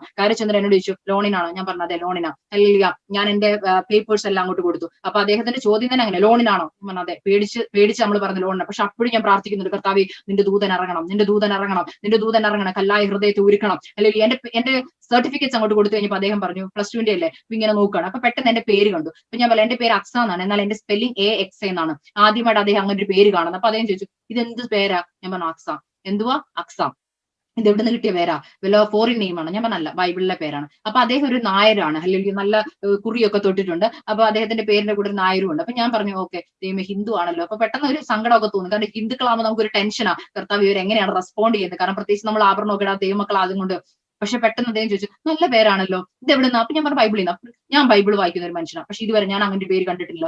അപ്പൊ എനിക്ക് സന്തോഷമായി, കർത്താവ് ദൂതൻ ഇടപെടാൻ തുടങ്ങി, ദൂതൻ ഹൃദയത്തോട് ഇടപെടാൻ തുടങ്ങി, സന്തോഷമായി. അപ്പൊ എന്നോട് പറഞ്ഞു ഇരുന്നേ, ഇവിടെ ഇരിക്കാൻ പറഞ്ഞു. പെട്ടെന്ന് അദ്ദേഹം ഡ്രോയോ തുറന്ന് എന്റെയിലോട്ട് ബൈബിൾ എടുത്തു തന്നു, വലിയൊരു ബൈബിൾ. ഞാൻ ആ ബൈബിൾ എടുത്തു പറഞ്ഞു പേര് കാണിച്ചു തരാൻ പറഞ്ഞു. ഞാൻ പെട്ടെന്ന് യോശുവയുടെ പുസ്തകം എടുത്ത് 15ാം അധ്യായം എടുത്ത് പേരെടുത്ത് അദ്ദേഹത്തിന്റെ ഫ്രണ്ടിലോട്ട് കൊടുത്തു. അദ്ദേഹം പറയാം ഒരു മിനിറ്റ് അവിടെ വെയിറ്റ് ചെയ്യും. അദ്ദേഹം വായിക്കുമോ? ഞാൻ ഓർത്ത് കർത്താവ് ഇത് എന്തൊരവസ്ഥ, ബാങ്കിൽ വന്നിരിക്കുക ലോണിന്, അദ്ദേഹം ഇരുന്ന് ബൈബിൾ വായിക്കും. അദ്ദേഹം ബൈബിൾ എല്ലാം വായിച്ചതിന് ശേഷം എന്നോട് ചോദിച്ചു, ഇതെന്തോ എനിക്കൊന്നും മനസ്സിലായില്ല ഈ വചനത്തിൽ നിന്ന്. അപ്പൊ എന്റെ പപ്പ പറഞ്ഞു അത് ഇത്രയുമേ ഉള്ളൂ, യോശുവയും കാലേബും. അത് പപ്പ ഒരു ഷോർട്ട് ആയിട്ട് കഥ പറഞ്ഞു കൊടുത്തു. അങ്ങനെ അക്സ എന്ന് പറയുന്ന മോള്, അല്ലെങ്കിൽ ഈ കോണ്ടസ്റ്റിൽ പറഞ്ഞിരിക്കുന്ന അക്സ അല്ലെങ്കിൽ കാലേബിന്റെ മകളാണ്, അവൾ അവകാശം അപ്പനോട് ചോദിച്ചു വാങ്ങിയവളാന്ന് പറഞ്ഞു. ഇത്രയും പറഞ്ഞു കഴിഞ്ഞപ്പോഴത്തേന് പെട്ടെന്ന് പപ്പ അടിച്ചു, ശരിക്കും ഈ മോളും അങ്ങനെ തന്നെയാണോ? അപ്പനോട് അവകാശമൊക്കെ ചോദിക്കാറുണ്ട്. പെട്ടെന്ന് എന്റെ പപ്പ പറഞ്ഞു, സത്യം പറഞ്ഞ ഇന്ന് വരെ ഇവൾ എന്നോട് ഒരു കാര്യവും ചോദിച്ചിട്ടില്ല, അവൾ അവിടെ സ്വർഗത്തിലെ അപ്പനോടാണ് എല്ലാം ചോദിച്ചിട്ടുള്ളത്, ഇതുവരെ അവൾ എന്നോട് ഒരു ആവശ്യം പോലും പറഞ്ഞില്ല. ഇത് കേട്ടപ്പോ തന്നെ ആ പുള്ളിക്കാരൻ ചോദിച്ചു, ഈ അപ്പനോടൊന്നും ചോദിക്കത്തില്ല? ഞാൻ പറഞ്ഞില്ല. പിന്നെന്താ, പിന്നെ ആരോടാ ചോദിക്കുന്നത്? ഞാൻ പറഞ്ഞു എന്റെ സ്വർഗത്തിലെ അപ്പനോട്. അപ്പൊ അദ്ദേഹം ചോദിച്ചു അതെങ്ങനെയാ ചോദിക്കുന്നത്? ഞാൻ പറഞ്ഞു ഇല്ല, അപ്പനോട് ഞാൻ ചോദിക്കും എന്ത് കാര്യം, എല്ലാം തന്നിട്ടുണ്ട്. ഞാൻ പറഞ്ഞു എല്ലാം തന്നിട്ടുണ്ട്. ആഹാ ഓക്കെ, അപ്പം എല്ലാം തരും ഉറപ്പാണ്? ഞാൻ പറഞ്ഞു എല്ലാം തരും ഉറപ്പാ. അപ്പൊ അദ്ദേഹത്തിന് എന്ത് ചെയ്തു, എന്നോട് സംസാരിക്കാൻ തുടങ്ങി. അപ്പൊ എന്നോട് ചോദിച്ചു എന്തൊക്കെ തന്നിട്ടുണ്ട്. അപ്പൊ ഞാൻ എന്റെ ചെറിയ 2 ടെസ്റ്റ് മണി അവിടെ നിന്ന് പറഞ്ഞു. അദ്ദേഹം കേട്ടു, അദ്ദേഹത്തിന് ഭയങ്കര സന്തോഷമായി. ഉടനെ അവിടെ വന്ന് ക്ലർക്കിനോട് പറഞ്ഞു 2 ചായ കൊണ്ടുവരാൻ പറഞ്ഞു. ഞങ്ങൾക്ക് ചായ തന്നു, ഞങ്ങളോട് സംസാരം എല്ലാം തുടങ്ങി കഴിഞ്ഞപ്പോഴത്തേന് എല്ലാം കഴിഞ്ഞു. ലോൺ വന്നാണ്, നഴ്സിംഗിന് പോകണം, ഇതൊക്കെ ദൈവാലോചനയാന്നൊക്കെ പറഞ്ഞു. അദ്ദേഹം എല്ലാം കേട്ട് കഴിഞ്ഞിട്ട് എന്നോട് ചോദിച്ചു ഓക്കെ അപ്പം വേണ്ട റിക്വയർമെന്റ്സ് എന്തൊക്കെയാന്ന് തരാം. അതേ ഒരു പേപ്പറിൽ എടുത്ത് പറഞ്ഞു, വീടിന്റെ ആധാരം, കരമടച്ച രസീത്, ഫോട്ടോഗ്രാഫി എല്ലാം പറഞ്ഞു. ഞാൻ ആദ്യം അദ്ദേഹത്തിന് ഈ ലിസ്റ്റ് എടുത്തിട്ട് പറഞ്ഞു, സാറേ ഞാനൊരു കാര്യം പറഞ്ഞു, സാറ് ദേഷ്യപ്പെടുവോ? അപ്പൊ പറഞ്ഞു ഇല്ല. മോള് പറഞ്ഞു, അപ്പത്തിന് ഭയങ്കര സ്നേഹം. ഞാൻ പറഞ്ഞു ആദ്യത്തെ 3 കാര്യങ്ങളില്ല. എന്തൊക്കെ? വീടിന്റെ ആധാരമില്ല, കരമടച്ച രസീതില്ല. അപ്പൊ അദ്ദേഹം ഇതില്ലാതെ എങ്ങനെ ഞാൻ ലോൺ തരും? ഇതാണല്ലോ മെയിൻ, ബാക്കിയൊക്കെ പിന്നെ എങ്ങനെയെങ്കിലും കിട്ടും, ഇത് രണ്ടും ഇല്ലാതെ ഞാൻ എങ്ങനെ ലോൺ തരും? പിന്നെ എന്തിനാ ഇങ്ങോട്ട് വന്നേ? ഞാൻ പറഞ്ഞു കർത്താവ് നഴ്സിംഗിന് പോകാൻ പറഞ്ഞു, ഞാൻ നഴ്സിംഗിന് പോവാണ്, കർത്താവ് ലോൺ തരുമെന്ന് എനിക്ക് വിശ്വാസമുണ്ട്, അതുകൊണ്ട് തന്ന. അപ്പൊ കർത്താവ് ലോൺ തരുമെന്ന് അത്രയ്ക്ക് ഉറപ്പാണ്, ഞാൻ വേണം ഇവിടുന്ന് ലോൺ സാങ്ഷൻ ചെയ്യാൻ, എനിക്കും കൂടെ തോന്നണ്ടേ? ഞാൻ പറഞ്ഞു അത് കർത്താവ് തോന്നിപ്പിച്ചോളൂ എന്ന് പറഞ്ഞു. അപ്പൊ അദ്ദേഹം ചിരിച്ചു. അദ്ദേഹം ചിരിച്ചിട്ട് പറഞ്ഞു ഓക്കെ, പക്ഷെ ലോണിന് എന്തെങ്കിലും ഈട് വെക്കണം. രണ്ടാമത്തെ ഓപ്ഷൻ ഏതെങ്കിലും ഗവൺമെന്റ് ഓഫീസേഴ്സ് അല്ലെങ്കിൽ അത്രയ്ക്ക് നിങ്ങളെ അറിയാവുന്നവരും അത്യാവശ്യം ഗവൺമെന്റ് ജോബ് ഉള്ള ഒരാൾ എന്ത് ചെയ്യണം, നിങ്ങൾക്ക് വേണ്ടി അതിന് അപേക്ഷിക്കണം, അല്ലെങ്കിൽ നിങ്ങൾക്ക് വേണ്ടി അതിന് സെക്കൻഡ് ആയിട്ട് നിൽക്കണം. ഞാൻ പറഞ്ഞു ഓക്കെ, അതുമില്ല, ഞങ്ങൾക്ക് ആരെയും അറിയത്തില്ല, ഞങ്ങൾക്ക് അറിയാവുന്ന ആകെ ദൈവം മാത്രമാണ്. അദ്ദേഹം ഭയങ്കര അടിച്ചു. എന്നിട്ട് പറഞ്ഞു ഒരു കാര്യം ചെയ്യും, ഒന്ന് പോയി ഞാൻ മെയിൻ ഓഫീസേഴ്സുമായിട്ട് സംസാരിക്കട്ടെ, ഞാൻ വിളിക്കാമെന്ന് പറഞ്ഞു. എന്നിട്ട് എന്റെ നമ്പർ മേടിച്ചു, പപ്പായുടെ നമ്പർ മേടിച്ചു. ഞങ്ങൾ തിരിച്ചു വീട്ടിൽ വന്നു. ദൈവമക്കളെ, ഞങ്ങൾ വീട്ടിൽ നിന്ന് എന്ത് ചെയ്തു, കുത്തിയിരുന്ന് പ്രാർത്ഥിക്കാവും. രാത്രി മൊത്തം ഞാനും മമ്മിയും കരം കോർത്ത് പിടിച്ച് രാത്രി ഇരുന്ന് പ്രാർത്ഥിക്കുക. പ്രാർത്ഥിക്കുന്ന എങ്ങനെയാണെന്ന് അറിയാം, അന്യഭാഷയിൽ ആത്മാവിൽ പ്രാർത്ഥിക്കാൻ തുടങ്ങി. ആത്മാവിൽ പ്രാർത്ഥിച്ചു. പിറ്റേ ദിവസം രാവിലെ 10 മണിയായപ്പോൾ എനിക്കൊരു ഫോൺ കോൾ, പപ്പായുടെ ഫോണിൽ വന്നു. പപ്പ എടുത്തിട്ട് ചോദിച്ചു, പറഞ്ഞു പെട്ടെന്ന് ബാങ്കിലോട്ട് വരാൻ പറഞ്ഞു. ഞങ്ങൾ ബാങ്കിൽ ചെന്നു. ബാങ്കിൽ ചെന്നപ്പോൾ തന്നെ അദ്ദേഹം പറയാണ്, എനിക്ക് ഇന്നലെ രാത്രി ഉറങ്ങാൻ പറ്റിയിട്ടില്ല. ഞാൻ ഇന്നലെ വണ്ടി ഇവിടുന്ന് ഓടിച്ചു പോകുമ്പോഴും വീട്ടിൽ ചെല്ലുമ്പോഴും എല്ലാം ഈ കൊച്ചിന്റെ മുഖം എന്റെ ഫ്രണ്ടിൽ നിന്ന് മാറുന്നില്ല. ഇവള് പറഞ്ഞ കഥകൾ, ഇവള് പറഞ്ഞ അനുഭവങ്ങൾ, ഞാൻ ഇങ്ങനത്തെ ഒരു കൊച്ചിനെ എന്റെ ജീവിതത്തിൽ കണ്ടിട്ടില്ല. ഹല്ലേലൂയ. എനിക്ക് ബൈബിൾ ഇത്രയും നാളെ ഞാൻ ഈ ഗ്രന്ഥം എന്താണെന്നറിയാൻ വേണ്ടി വായിച്ചതാ. എന്നാൽ ഇന്നലെ ഞാൻ പോയിരുന്നിട്ട് ആ യോശുവയുടെ പുസ്തകം മൊത്തം വായിച്ചു. ആ ദൈവം വലിയ ദൈവമാകട്ടോ. എനിക്ക് ഭയങ്കര അറ്റാച്ച്മെന്റ് ആ കൊച്ചിനോട് തോന്നി. ഹല്ലേലൂയ. ഒരു കാര്യമേ ഉള്ളൂ സങ്കടം, ഈ ലോൺ എങ്ങനെ തരുമെന്നുള്ള സങ്കടം. എന്നാൽ ഇന്ന് രാവിലെ ഞാൻ ഇങ്ങനെ നിങ്ങളുടെ കാര്യത്തിലെ കുറിച്ച് ഇങ്ങനെ ചിന്തിച്ചപ്പോൾ എന്റെ മനസ്സിൽ പെട്ടെന്നൊരു ആഗ്രഹം തോന്നി, ഞാൻ ഇവക്ക് ലോൺ കൊടുക്കാം, എന്റെ ഗ്യാരണ്ടിയിൽ ഞാൻ ഇവക്ക് വേണ്ടി ഹല്ലേലൂയ നിൽക്കാം. അല്ലെങ്കിൽ എന്റെ പേര് ഞാൻ ഇവക്ക് ലോൺ കൊടുക്കാം. ആധാരവും വേണ്ട, ഒന്നും വേണ്ട, ഞാൻ സൈൻ ചെയ്ത ഇവക്ക് ലോൺ കിട്ടും. ഹല്ലേലൂയ. ഞാൻ ഇങ്ങനെ അന്തം വിട്ടിരിക്കാൻ തുടങ്ങി. കാരണം ഈ മനുഷ്യനെ ഞങ്ങൾക്ക് മുമ്പ് അറിയത്തില്ല. അല്ലെ ഇന്നലെ സംസാരിച്ച ഒരു 10-15 മിനിറ്റിന്റെ എക്സ്പീരിയൻസിൽ എങ്ങനെ അദ്ദേഹം ലോൺ തരും? അദ്ദേഹം പറഞ്ഞില്ല, ഞാൻ നിനക്ക് ലോൺ തരാം. അങ്ങനെയാണ് ദൈവമക്കളെ എനിക്ക് ലോൺ ലഭിച്ചത്. എനിക്കറിയത്തില്ല, പരിശുദ്ധാത്മാവിനോട് ഇടപെടുവാൻ പറയുന്നു. ഹല്ലേലൂയ. നിന്റെ ചുറ്റുമുള്ളവർക്ക് നിന്നോട് മനസ്സലിവ് തോന്നാതിരിക്കുമ്പോൾ കർത്താവ് വിചാരിച്ചാൽ രാജാവിന്റെ മനസ്സിനെ അല്ലെങ്കിൽ നീർത്തോട് കണക്കെ നിനക്കിഷ്ടം കർത്താവിന് ഇഷ്ടമുള്ളിടത്തേക്ക് തിരിക്കുന്ന വചനത്തിനുണ്ടല്ലോ. ഞാനൊരു കാര്യം വിട്ടെ, വചനത്തിൽ എഴുതിയിരിക്കുന്ന ഒരു വചനത്തിനും ഹല്ലേലൂയ അത് അർത്ഥമല്ലാത്തതല്ല. അതിനൊക്കെ വലിയ അർത്ഥമാണ്. രാജാവിന്റെ ഹൃദയത്തെ ഹല്ലേലൂയ കർത്താവ് തനിക്ക് ഇഷ്ടമുള്ളിടത്തേക്ക് തിരിക്കുന്നു. അവസാനമായി ഒരു അനുഭവം കൂടെ പറഞ്ഞ ഞാൻ എന്റെ വാക്കുകൾ നിർത്താൻ, എന്റെ സമയം ഇവിടെ തീരുന്നല്ലോ. ഹല്ലേലൂയ. എന്റെ ലോണിന്റെ വിഷയം ഞാൻ നിങ്ങളോട് പറഞ്ഞല്ലോ. ലോണൊക്കെ കിട്ടി. ഹല്ലേലൂയ. 4 വർഷവും ലോണൊക്കെ അടച്ചു, പഠിത്തമൊക്കെ കഴിഞ്ഞു. എന്നാൽ ഹല്ലേലൂയ പഠനം കഴിഞ്ഞപ്പോൾ ഞാൻ പറഞ്ഞല്ലോ, എന്റെ ആഗ്രഹം ടീച്ചർ ആകാനായിരുന്നു. പഠനം കഴിഞ്ഞപ്പോൾ ദൈവസന്നിധി പഠിത്തം കഴിയുന്ന സെപ്റ്റംബർ 10-ാം തീയതി 3-ാം തീയതി എന്റെ പഠനം കംപ്ലീറ്റ് പൂർത്തീകരിച്ച് കോഴ്സ് കംപ്ലീഷൻ ഒക്കെ കിട്ടി. ഞാൻ ആ കോളേജിന്റെ വാതിൽക്ക് നിൽക്കുക, കർത്താവേ ഇനി എന്ത് എന്നുള്ള ചോദ്യം. എന്റെ കൂടെയുള്ളവർക്കൊക്കെ ജോലി, അവരൊക്കെ പലയിടത്ത് ഇന്റർവ്യൂവിനൊക്കെ അപ്ലൈ ചെയ്തു. എനിക്ക് ഇന്റർവ്യൂ ഒന്നും ആയില്ല. ഞാൻ ദൈവസന്നിധി പ്രാർത്ഥിച്ചു, കർത്താവേ എന്താണ് ഞാൻ ചെയ്യേണ്ടത്? അന്ന് രാവിലെ സമയം ഞാൻ രാവിലെ മോർണിംഗ് ഡിവോഷൻ ഞാൻ പ്രാർത്ഥിക്കാതിരുന്നപ്പോൾ വചനം തുറന്നു. ദൈവസന്നിധി പ്രാർത്ഥിച്ചപ്പോൾ ഞാൻ ശരിക്കും കർത്താവിന്റെ ശബ്ദം എന്റെ കാതുകളിൽ കേട്ടത്. ഞാൻ കർത്താവിനോട് ചോദിച്ചതാണ്, കർത്താവേ എല്ലാവരും പെട്ടിയും പ്രമാണമൊക്കെ എടുത്തു പോവാ, ഞാനും പോണം. ഇനി എവിടെയാ? ഞാൻ നാട്ടിൽ പോണോ, ഇവിടെ നിൽക്കണോ? എന്റെ എന്തോ അടുത്ത സ്റ്റെപ്പ് എന്തോ, ഹോസ്പിറ്റലിൽ ജോലി ചെയ്യണോ? പെട്ടെന്ന് കർത്താവ് എന്നോട് പറഞ്ഞ വചനം ഇതാണ്, നിന്റെ ഹൃദയത്തിലെ ആഗ്രഹം അവൻ നിനക്ക് തരും. ഇങ്ങനെ പറഞ്ഞേ, നിന്റെ ഹൃദയത്തിലെ ആഗ്രഹം അവൻ നിനക്ക് തരും. എന്റെ ആഗ്രഹം എന്താ? പഠിപ്പിക്കണോ എന്നുള്ളതായിരുന്നു. എന്നാൽ അതെന്ത് ചെയ്തു? കർത്താവ് പറഞ്ഞപ്പോൾ ഞാൻ അത് അന്നേ മറന്നു. കാരണം എനിക്ക് തോന്നുന്നില്ല അത് നടക്കുമെന്ന്. എന്നാൽ ദൈവമക്കളെ, ഞാൻ പഠിച്ചു, ഞാൻ പറഞ്ഞല്ലോ എനിക്ക് കോഴ്സ് കംപ്ലീഷൻ കിട്ടി. അന്ന് ഞങ്ങളുടെ പൈസ പേ ചെയ്ത് ഞങ്ങളുടെ സർട്ടിഫിക്കറ്റ്സ് 10-ാം ക്ലാസ്സിന്റെ +2ന്റെ സർട്ടിഫിക്കറ്റ്സ് മൊത്തം മേടിക്കണം. അതിനുവേണ്ടി ഞാൻ എന്റെ കോളേജ്, ഞങ്ങളുടെ ഹോസ്റ്റലും കോളേജും അടുത്തടുത്താണ്. ഞാൻ പ്രിൻസിപ്പൽ മാഡത്തിന്റെ ക്യാബിന്റെ വാതിൽക്ക് നിൽക്കുമ്പോൾ ഞാൻ നോക്കുമ്പോൾ നോട്ടീസ് ബോർഡിലേക്ക് ഒരു ഞങ്ങളുടെ അവിടുത്തെ പിയൂൺ വന്നു, ഒരു നോട്ടീസ് ഇടുന്നു. നോട്ടീസ് ഇതാണ്, പുതിയ ട്യൂട്ടേഴ്സിനെ അവർക്ക് ആവശ്യമുണ്ട്. അപ്പോൾ ഇപ്പോൾ 4th ഇയർ കഴിഞ്ഞ് ന്യൂ ഫ്രഷേഴ്സ് ബാച്ചിലുള്ളവർക്ക് അപ്ലൈ ചെയ്യാം. ഇത് കണ്ടപ്പോൾ എനിക്കൊരു സന്തോഷം. രാവിലെ പരിശുദ്ധാത്മ ഓൾറെഡി എന്നോട് പറഞ്ഞല്ലോ, നിന്റെ ഹൃദയത്തിൽ ആഗ്രഹം നിനക്ക് തരുമെന്ന്. ഞാൻ ഓടിച്ചെന്ന് പ്രിൻസിപ്പൽ മാഡത്തോട് ചോദിച്ചു, മാഡം എനിക്ക് ആഗ്രഹമുണ്ട്, അപ്ലൈ ചെയ്യട്ടെ? മാഡം പറഞ്ഞു, ഓഫ് കോഴ്സ്. ഒരു കാര്യം ഇന്ന് ഉച്ച കഴിഞ്ഞ് ഞങ്ങൾ ജൂനിയേഴ്സിനെ വിളിക്കുന്നുണ്ട്, ഒരു സ്മോൾ ക്ലാസ് എടുക്കണം, പ്രിപ്പയർ ചെയ്തോളാൻ പറഞ്ഞു. ഞാൻ പ്രിപ്പയർ ചെയ്തു. ദൈവമക്കളെ, ഞങ്ങൾ 5 പേര് അതിന് അപ്ലൈ ചെയ്തു. ഹല്ലേലൂയ. ദൈവത്തിന്റെ കൃപയാൽ എനിക്ക് അവിടെ അപ്പോയിന്റ്മെന്റ് കിട്ടി. എനിക്ക്, അതായത് എന്റെ കൂടെ ഉള്ളവർക്ക് ജോലിക്ക് സെർച്ച് ചെയ്യുന്നുള്ളൂ. ഞാൻ ഇന്ന് കോഴ്സ് കംപ്ലീറ്റ് ചെയ്തു. പിറ്റേ ദിവസം ആ കോളേജിലെ ജൂനിയേഴ്സിനെ പഠിപ്പിക്കാൻ ടീച്ചറായിട്ട് കയറുവാൻ ദൈവാത്മാവ് ഇടയാക്കി തരും. ഞാൻ പറഞ്ഞതിന്റെ കാര്യം, ഹല്ലേലൂയ, നമ്മൾ കർത്താവിന്റെ കാര്യം അനുസരിച്ചാൽ ഹല്ലേലൂയ ഇങ്ങനെ എന്തോ പറയുന്നേ, നമ്മൾ പറയുന്ന പോലെ സെർച്ച് ചെയ്യേണ്ടി ഒന്നും വരത്തില്ല. കർത്താവ് തക്ക സമയത്ത് സെപ്റ്റംബർ 3-ാം തീയതി കോഴ്സ് കംപ്ലീറ്റ് ചെയ്തു. 5-ാം തീയതി കറക്റ്റ് ഞാൻ പഠിപ്പിക്കുവാൻ കയറുവാൻ ഇടയായിരുന്നു. അപ്പോൾ എനിക്ക് കിട്ടിക്കൊണ്ടിരുന്ന സാലറി വെറും 4000 രൂപയാണ്. അപ്പൊ ബാങ്കിന്റെ ഇതനുസരിച്ച് ഞാൻ മാസം ഒരു 10,000 രൂപ വെച്ചെങ്കിലും അടച്ചാലേ എനിക്ക് 3,15,000 രൂപയാണ് എന്റെ ലോൺ സാങ്ഷൻ ആയി കിട്ടിയിരിക്കുന്നത്. അപ്പോൾ അതിന്റെ ഇൻട്രസ്റ്റും എല്ലാം അടയ്ക്കണമെങ്കിൽ അറ്റ്ലീസ്റ്റ് ഞാൻ ഒരു 10,000 രൂപ വെച്ചെങ്കിലും അടച്ചു തുടങ്ങിയാലേ എനിക്ക് ലോൺ അടച്ചു തീർക്കാൻ പറ്റത്തുള്ളൂ. ദൈവമക്കളെ, ഞാനൊരു കാര്യം പറയട്ടെ, എനിക്ക് അടയ്ക്കാനുള്ള സാമ്പത്തിക സ്ഥിതിയില്ല. കാരണം 4000 രൂപയാണ് എന്റെ കൈ കിട്ടുന്നത്. അതിനകത്ത് 3000 രൂപ എന്റെ വീടിന്റെ വാടക. ഞങ്ങൾ വാടകയ്ക്കാണ് താമസിക്കുന്നത്, ഇന്നും വാടകയ്ക്കാണ് താമസിക്കുന്നത്. 3000 രൂപ വീടിന് വാടക, ദശാംശവും കൊടുത്ത് വീടിന്റെ വാടകയും കൊടുത്തു കഴിയുമ്പോൾ എന്റെ കയ്യിൽ ആകെയുള്ളത് 100 രൂപയാണ്. അതുകൊണ്ട് അതിനകത്തുനിന്ന് എങ്ങനെ ലോൺ അടയ്ക്കും? അതുകൊണ്ട് തന്നെ ഞാൻ ദൈവസന്നിധിയിൽ പറഞ്ഞു, കർത്താവ് ഞാൻ എങ്ങനെ ലോൺ അടയ്ക്കും? കർത്താവ് പറഞ്ഞു, എന്റെ കൃപ നിനക്ക് മതി, എന്റെ ശക്തി ബലഹീനതയിൽ തികഞ്ഞു വരും. അപ്പോൾ എനിക്ക് ഈ വചനം ഭയങ്കര പവറാ. കാരണം ഏത് സമയത്ത് നമ്മൾ വചനം വായിക്കുമ്പോൾ നമുക്ക് ധൈര്യം നൽകി തരും. ദൈവമക്കളെ, ഞാൻ പ്രാർത്ഥിച്ചുകൊണ്ടിരുന്നു. എന്താ സംഭവിച്ചെന്ന് ഞാൻ പറയാം, ഷോർട്ടാക്കി ഞാൻ പറയുകയാണ് പെട്ടെന്ന്.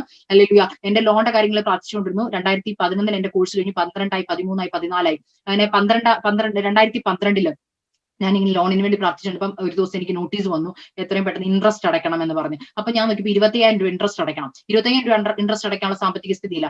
പെട്ടെന്ന് നിന്ന് വരുന്നു, തിങ്കളാഴ്ച അടയ്ക്കണം എന്ന് പറഞ്ഞു. അത് ഞങ്ങൾക്ക് ഒരു വെള്ളിയാഴ്ച ദിവസമാണ് ഇത് നോട്ടീസ് കൈ കിട്ടുന്നത്. ഹല്ലേലൂയ. അപ്പൊ ഞങ്ങൾ പ്രാർത്ഥിച്ചു. മമ്മി പറഞ്ഞു, നാളെ ദിവസം പോസ്റ്റ് പ്രാർത്ഥിക്കാം. ഏത് ക്രിട്ടിക്കൽ സിറ്റുവേഷൻ മുമ്പിൽ അറിയാവുന്ന ഉപവാസവും പ്രാർത്ഥനയാണ്. വെള്ളം പോലും കുടിക്കാതെ ശനിയാഴ്ച ദിവസം രാവിലെ 6 തൊട്ട് വൈകിട്ട് 6 വരെ ഞങ്ങൾ പപ്പായും ഞാനും മമ്മിയും കരം കോർത്ത് പിടിച്ച് പ്രാർത്ഥിക്കാൻ തുടങ്ങി. വെള്ളം പോലും കുടിക്കാതെ ദൈവസന്നിധിയിൽ കരയുവാൻ ഇടയായി തീർന്നു. അങ്ങനെ പ്രാർത്ഥിച്ചു. ശനിയാഴ്ച രാത്രി ഞങ്ങളുടെ ചർച്ച കാത്തിരിപ്പ് യോഗമുണ്ട്. കാത്തിരിപ്പ് യോഗത്തിന് വേണ്ടി പപ്പായും മമ്മി ഞാനും കടന്നു പോകുന്ന സമയത്ത് എന്റെ മമ്മിയുടെ ഒരു അമ്മാച്ചന്റെ മകള് ഗൾഫിൽ നിന്ന് വന്നിട്ടുണ്ട്. പുള്ളിക്കാരി മാത്രമേ കർത്താവിനെ അറിഞ്ഞ് പെന്തിക്കോസിലേക്ക് കടന്നു വന്നിട്ടുള്ളൂ. അതുകൊണ്ട് ആന്റി വിളിച്ചിട്ട് പറഞ്ഞു, പൊന്നമ്മ സിസ്റ്റർ ഒന്ന് വീട്ടിൽ വരെ വരുമോ എന്ന് ചോദിച്ചു. മമ്മി വീട്ടിൽ ചെന്നു. ഞാനും പപ്പായും ചർച്ചയിൽ പോയി. പ്രാർത്ഥന എല്ലാം കഴിഞ്ഞ് ഞങ്ങൾ വീട്ടിൽ വന്നു. മമ്മി പറഞ്ഞു, എന്നെ സൂസൻ വിളിച്ചറിഞ്ഞ് സൂസന്റെ അടുക്ക പോയി. സൂസന്റെ അടുക്ക പോയിട്ട് തിരിച്ചു വന്നപ്പോഴേ കയ്യിലൊരു പൊതി തന്നു. എന്താന്ന് ഞാൻ നോക്കിയില്ല. പപ്പ പറഞ്ഞു, എന്തുമായിരിക്കും, ചോക്ലേറ്റ് വല്ലതായിരിക്കും, ഗൾഫിൽ നിന്ന് വന്നല്ലേന്ന് ചോദിച്ചു. അതുപോലെ ഒരു കുഞ്ഞു പാക്കറ്റാ. മമ്മി ഓർത്ത് ഒരു ചോക്ലേറ്റ് ആയിരിക്കും, കാരണം ഒരു കുഞ്ഞൊരു പൊതിയാ.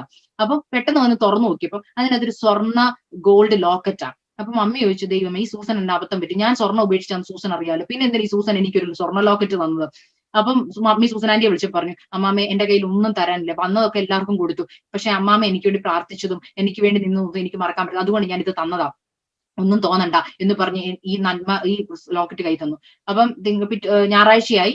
തിങ്കളാഴ്ച രാവിലെ 10 മണിയാകുമ്പോൾ ഞങ്ങൾക്ക് പൈസ അടയ്ക്കണം. തിങ്കളാഴ്ച ദിവസങ്ങളിൽ ഈ മണർകാട്ട് കവലെ ബാങ്കിന്റെ അടുത്ത് തന്നെ ഒരു കൂട്ടായ്മയുണ്ട്. ആ യാക്കോബക്കാർ കൂടുന്ന ഒരു കൂട്ടായ്മ. ആ കൂട്ടായ്മയിൽ എന്റെ മമ്മി എപ്പോഴും വചനം ശുശ്രൂഷിക്കും. അതുകൊണ്ട് ആ കൂട്ടായ്മയിലേക്ക് മമ്മി കടന്നുപോയി. അപ്പോഴത്തേന് മമ്മി എന്ത് ചെയ്തു, ആ കൂട്ടായ്മയ്ക്ക് വേണ്ടി കടന്നു പോകുന്ന സമയത്ത് ആ വീട്ടിലെ അമ്മച്ചി അല്ലെങ്കിൽ അമ്മച്ചിയോട് ഈ കാര്യം പറഞ്ഞു. എന്റെ അമ്മച്ചി അല്ലെങ്കിൽ ബോർമ, അവർക്ക് വലിയ ബേക്കറി ഒക്കെ ഉണ്ട്. അപ്പൊ ആ അമ്മച്ചിയോട് പറഞ്ഞു, അമ്മച്ചി ഇത് കണ്ടോ, ഇന്നലെ എനിക്കൊരു സ്വർണ്ണ ലോക്കറ്റ്, എനിക്ക് ഇതിന്റെ ആവശ്യമില്ല, വേണം അമ്മച്ചി എടുത്തു, എനിക്ക് ഇതിന്റെ ആവശ്യമില്ല, കാരണം ഇതിനെ കൊണ്ട് എന്താ പ്രയോജനം? അപ്പൊ അമ്മച്ചി പറഞ്ഞു, ഒന്ന് കാണിച്ചപ്പോ പറഞ്ഞു, ഇത് സൗദിയിലെ സ്വർണ്ണം, നല്ല ഒറിജിനൽ ലോക്കറ്റാ പൊന്നമ്മേ, ഇത് നമ്മുടെ നാട്ടിൽ കിട്ടത്തില്ല, നല്ല ലോക്കറ്റാ, ഇത് എനിക്ക് തന്നില്ല, ഇതിന്റെ പൈസ ഞാൻ തന്നേക്കാം. അപ്പൊ മമ്മി പറഞ്ഞു, എടുത്തു, ഞങ്ങൾക്ക് ഇത് വേണ്ട. അപ്പൊ മമ്മി എന്ത് ചെയ്തു, പെട്ടെന്ന് അമ്മച്ചിയുടെ മരുമോളെ വിളിച്ചു പറഞ്ഞു, ഇത് ജസ്റ്റ് ഒരു ചെറിയ കവലയാണ്, ഒരു ജ്വല്ലറി ഉണ്ട്, ഇവിടെ പോയി ഇത് എത്ര രൂപയുടെ മുതലുണ്ടോ നോക്കാൻ പറഞ്ഞു. അപ്പൊ താഴെ നോക്കിയപ്പോ അത് നല്ല വിലയുള്ള ലോക്കറ്റാണ്. അവര് പറഞ്ഞു, ഇന്നലെ വിലക്കുറവായിരുന്നു സ്വർണത്തിന്, ഇന്നത്തെ വില അനുസരിച്ച് 25,000 രൂപ വില വരുമെന്ന്. എത്രയാ ദൈവമക്കളെ? 25,000 രൂപ. എനിക്ക് അടയ്ക്കേണ്ടത് 25,000 രൂപ. ദൈവമക്കളെ തിരിച്ചു കയറി വന്ന് അമ്മച്ചിയോട് പറഞ്ഞു. അമ്മച്ചി പറഞ്ഞു, പെട്ടെന്ന് ബാങ്കിൽ പോയി. ഏതാ? എനിക്ക് അടയ്ക്കേണ്ട ബാങ്കിൽ തന്നെ അവർക്കും അക്കൗണ്ട്. ആ ബാങ്കിൽ നിന്ന് 25,000 രൂപ എടുക്കുന്നു, ഞങ്ങളുടെ തരുന്നു. പപ്പായെ ഞാൻ പെട്ടെന്ന് വിളിച്ചു വരുന്നു. പപ്പ വന്ന് പൈസ അടച്ചു, 25,000 രൂപ അടച്ചു. പിന്നീടുള്ള വർഷം, 1.5 വർഷം, 2 വർഷം ഞാൻ വീണ്ടും ഇൻട്രസ്റ്റിന് വേണ്ടി പ്രാർത്ഥിച്ചു. പലപ്പോഴായി നോട്ടീസ് വന്നു, പക്ഷെ പ്രാർത്ഥിച്ചതിനൊന്നും മറുപടി കിട്ടിയില്ല. ഞാൻ പറയാൻ വന്ന കാര്യം കേട്ടോണേ. ഒന്നിന് നമ്മൾ പ്രാർത്ഥിക്കും, മറുപടി കിട്ടും. ചിലപ്പോൾ നമ്മൾ പ്രാർത്ഥിക്കും, ചില വിഷയങ്ങൾക്ക് മറുപടി കിട്ടത്തില്ല. അതിന്റെ കാരണം, ചില വിഷയങ്ങൾക്ക് വേണ്ടി നമ്മൾ പ്രാർത്ഥിക്കും, കർത്താവ് പെട്ടെന്ന് മറുപടി തരും. ഇപ്പൊ ഞാൻ പ്രാർത്ഥിച്ചപ്പോൾ ദൈവം പറഞ്ഞതുപോലെ ദൈവം മറുപടി തന്നു. ചില വിഷയങ്ങൾ കർത്താവ് പറഞ്ഞു വെയിറ്റ് ചെയ്യാൻ. അന്ന് പ്രാർത്ഥിക്കുമ്പോൾ എല്ലാം കർത്താവ് പറഞ്ഞു വെയിറ്റ് ചെയ്യാനാ. ഞാൻ ഓർത്ത്, കർത്താവ് ഇത് എന്തിനാ വെയിറ്റ് ചെയ്യുന്നത്? കർത്താവ് ലോൺ അപ്പൊ എന്ത് ചെയ്യുക, ഇൻട്രസ്റ്റ് കൂടുക, ഇൻട്രസ്റ്റ് അടയ്ക്കാതിരിക്കും തോറും ഇത് തുക കൂടിക്കൊണ്ടിരിക്കുക. ലാസ്റ്റ് ഞാൻ അറിഞ്ഞു, ഓൾമോസ്റ്റ് എനിക്ക് 5 ലക്ഷം രൂപ അടയ്ക്കാറായി. കാരണം ഒറ്റ 3 വർഷമായിട്ട് എന്ത് ചെയ്തിട്ടില്ല, ആകെ 25,000 അല്ലാതെ വേറെ ഒന്നും നമ്മൾ അടച്ചിട്ടില്ല. അങ്ങനെ ഇരിക്കുമ്പോൾ ഹല്ലേലൂയ. പക്ഷെ പ്രാർത്ഥന മുടക്കിയിട്ടില്ല. എന്നും ദൈവസന്നിധിയിൽ ഉപവസിച്ച് പ്രാർത്ഥിക്കും, കർത്താവ് ലോൺ അടച്ചു തീർക്കണം. ഹല്ലേലൂയ. അങ്ങനെ ഇരുന്നപ്പോൾ ദൈവമക്കളെ, ഉമ്മൻചാണ്ടി സർക്കാർ ആയിരിക്കുന്ന സമയത്ത് ഞാൻ ഇങ്ങനെ പ്രാർത്ഥിച്ചുകൊണ്ട് ഒരു ദിവസം രാവിലെ പത്രവാർത്ത വരുന്നു. പപ്പ എന്നെ വിളിച്ചു പറഞ്ഞു, മോനെ, ഉമ്മൻചാണ്ടി സർക്കാർ ആണല്ലോ ഇപ്പം അധികാരത്തിലിരിക്കുന്നത്, അദ്ദേഹം എഡ്യൂക്കേഷൻ ലോണിന്റെ ഇൻട്രസ്റ്റ് എല്ലാം എഴുതി തള്ളുക, പെട്ടെന്ന് മോൻ ഫോം ഫില്ല് ചെയ്ത് തരാൻ പറഞ്ഞു. ഹല്ലേലൂയ. അങ്ങനെ ഇരിക്കുമ്പോൾ ദൈവമക്കളെ, ഞാൻ നോക്കിയപ്പോൾ റൂൾ എന്താണെന്നറിയോ, 2006 ഹല്ലേലൂയ സെപ്റ്റംബർ തൊട്ട് ലോൺ എടുത്തവരുടെ എല്ലാ എഡ്യൂക്കേഷൻ ലോണിന്റെ ഇൻട്രസ്റ്റ് ഗവൺമെന്റ് എഴുതി തള്ളുന്നു. ഹല്ലേലൂയ. ഞാൻ എന്ത് ചെയ്തു, പെട്ടെന്ന് പേപ്പറൊക്കെ ഫില്ല് ചെയ്ത് കൊടുത്ത് ഹല്ലേലൂയ, പെട്ടെന്ന് പപ്പായെ കൊണ്ട് കളക്ട്രേറ്റിൽ കൊണ്ടുപോയി. കളക്ട്രേറ്റിൽ ചെന്നപ്പോഴത്തേനും എന്ത് ചെയ്തു, ഞങ്ങളുടെ എഡ്യൂക്കേഷൻ ലോണിന്റെ എന്റെ ഓൾമോസ്റ്റ് 1.25 ലക്ഷം രൂപയുടെ ഇൻട്രസ്റ്റ് ഗവൺമെന്റ് എഴുതി തള്ളി. അതുകൊണ്ടാണ് കർത്താവ് വെയിറ്റ് ചെയ്യാൻ പറഞ്ഞത്. വെയിറ്റ് ചെയ്യുമ്പോൾ നമുക്ക് ഇച്ചിരി മുഷിച്ചിലൊക്കെ തോന്നി. നമ്മൾ ഭയങ്കര ആവലാതി, അയ്യോ ബാങ്കിലെ ലോൺ കൂടുന്നു, ഇൻട്രസ്റ്റ് കൂടുന്നു, നമ്മൾ ആവലാതി കൊണ്ട് എന്താ പറയുന്നത്, നമ്മുടെ BP ഒക്കെ കൂടും അല്ലേ. പക്ഷെ കർത്താവ് അവിടെ കൂളായിട്ടിരുന്ന് പറയാം, വെയിറ്റ്, ഞാൻ ഇവിടെ ഉണ്ട്, നീ ടെൻഷൻ അടിക്കാതെ, ഞാനല്ലേ നിനക്ക് ലോൺ തുറന്നു തന്നത്, ഞാനല്ലേ നിനക്ക് വേണ്ടി വഴി തുറന്നത്, നിനക്കൊന്ന് വെയിറ്റ് ചെയ്യാവോ പേഷ്യൻസ് ആയിട്ട്. ഹല്ലേലൂയ. അബ്രഹാം അതുപോലല്ലേ വെയിറ്റ് ചെയ്തത്. ഹല്ലേലൂയ, അവൻ അറിയാം ഞാൻ ആരെ വിശ്വസിച്ചിരിക്കുന്നു എന്ന് ഞാൻ അറിയുന്നു, അവൻ എന്റെ ഉപനിധി. ഹല്ലേലൂയ. ദൈവമക്കളെ, ഇന്ന് എനിക്ക് പറയാനുള്ളത് അത് തന്നെയാ. ദൈവം നിങ്ങളോട് വാഗ്ദത്തം ചെയ്തിട്ടുണ്ടോ, ഉറയ്ക്ക്, അവൻ എന്റെ ഉപനിധി. ഹല്ലേലൂയ. അവൻ അറിയാതെ എന്റെ ജീവിതത്തിൽ ഒന്നും വരത്തില്ല. നമ്മൾ ധൃതി പിടിച്ചിരുന്ന എന്ത് ചെയ്താൽ, എന്റെ കൂടെ ഉള്ളവരൊക്കെ ഒത്തിരി പേര് ലോൺ അടച്ചു. അവര് പറയാ, ശേ അടക്കണ്ടായിരുന്നു. ഹല്ലേലൂയ, ഞങ്ങൾ അടച്ചു, 25,000 അടച്ചു. അപ്പൊ അവര് പറഞ്ഞൊരു കാര്യമുണ്ട്, കുറച്ചെങ്കിലും തുക അടച്ചിട്ടുണ്ടെന്ന് ഉറപ്പ് വരുത്തണം. അറ്റ്ലീസ്റ്റ് ഒരു 5,000 എങ്കിലും. ആ ദൈവകൃപയെ നമ്മൾ 25,000 അടച്ചു. അത് ദൈവത്തിന്റെ നിയോഗമായിരുന്നു. എന്നാൽ അതിനുശേഷം എന്ത് ചെയ്തു, അടച്ചില്ല, വെയിറ്റ് ചെയ്തു, മൊത്തം ഇൻട്രസ്റ്റ് എഴുതി തള്ളി. പിന്നെ ഉള്ളത് എന്താ, മുതല്. അതിനുള്ള വകയും നമ്മുടെ കയ്യിലില്ല. അതിനുശേഷം ഞാൻ പിന്നെ ജോലി ചെയ്തു. എന്റെ മാക്സിമം സാലറി എനിക്ക് കിട്ടിക്കൊണ്ടിരുന്നത് 12,000 രൂപയാണ്. ഹല്ലേലൂയ. ഞാൻ പല കോളേജുകൾ വർക്ക് ചെയ്തു. ഹല്ലേലൂയ.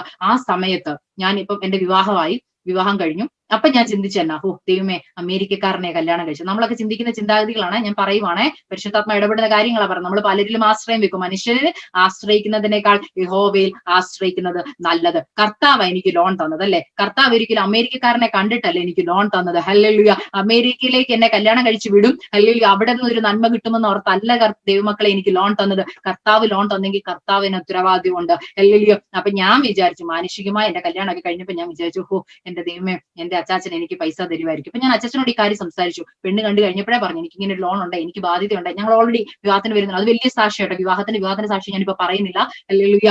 വിവാഹം നടന്നത് വലിയൊരു സാക്ഷ്യമാണ്. എന്നാൽ ഞാൻ പറയുവാൻ ആഗ്രഹിക്കുന്ന കാര്യം, എന്റെ ജീവിതത്തിൽ ഈ കല്യാണമൊക്കെ പെണ്ണൊക്കെ കണ്ടു കഴിഞ്ഞ സമയത്ത് ഞാൻ അച്ഛനോട് പറഞ്ഞു, അച്ഛാ, ഞാൻ പറഞ്ഞു, വിവാഹത്തിന് മുമ്പേ ഞാൻ ഓൾറെഡി ഇവിടുത്തെ ഡാഡിയോടും മമ്മിയോടും ഒക്കെ പറഞ്ഞിട്ടുണ്ടായിരുന്നു. മെയിൽ അയച്ചപ്പോൾ പറഞ്ഞു, ഞങ്ങൾ 4 പെൺകുഞ്ഞുങ്ങളാണ്, ഞങ്ങൾക്ക് വീടില്ല, വസ്തുവില്ല, കാരണം വല്ലതും ആഗ്രഹിച്ചു വരുന്നെങ്കിൽ ഞങ്ങൾക്ക് ഒന്നും തരാനില്ലെന്ന് പറയാൻ വേണ്ടിയാ പറഞ്ഞത്. അല്ലെങ്കിൽ എന്നിട്ടും ഈ വിവാഹം നടന്നു. അപ്പൊ ആ കുടുംബം അത്രയ്ക്ക് നല്ലൊരു കുടുംബം, പൈസയോട് ഒരു ആഗ്രഹവും ഇല്ലാത്തൊരു കുടുംബം. ഹല്ലേലൂയ. അതുകൊണ്ട് ദൈവമക്കളെ, ഞാൻ ഇന്നും ദൈവകൃപയിൽ ഈ കുടുംബത്തിലായിരിക്കുന്നത്. ഹല്ലേലൂയ. അത്രയും നല്ലൊരു കുടുംബത്തിൽ എനിക്ക് വന്നു ചേരുവാൻ കർത്താവ് എനിക്ക് ഭാഗ്യം നൽകിയിട്ട്, നല്ല മാതാപിതാക്കൾ, നല്ല ഭർത്താവ്, എല്ലാം ദൈവത്തിന്റെ കൃപയാണ്. ഹല്ലേലൂയ. എല്ലാ മാനവ മഹത്വം അങ്ങേ കർത്താവിന് മാത്രം. അല്ലെങ്കിൽ ഞാൻ പറയാൻ ആഗ്രഹിക്കുന്ന കാര്യം, ഞാൻ അച്ഛനോട് പറഞ്ഞായിരുന്നു, അച്ഛാ എനിക്ക് ലോൺ ഉണ്ട്. അപ്പൊ അച്ഛൻ കൂളായിട്ട് പറഞ്ഞു, അതൊന്നും സാരമില്ല, നമുക്ക് അടയ്ക്കാം.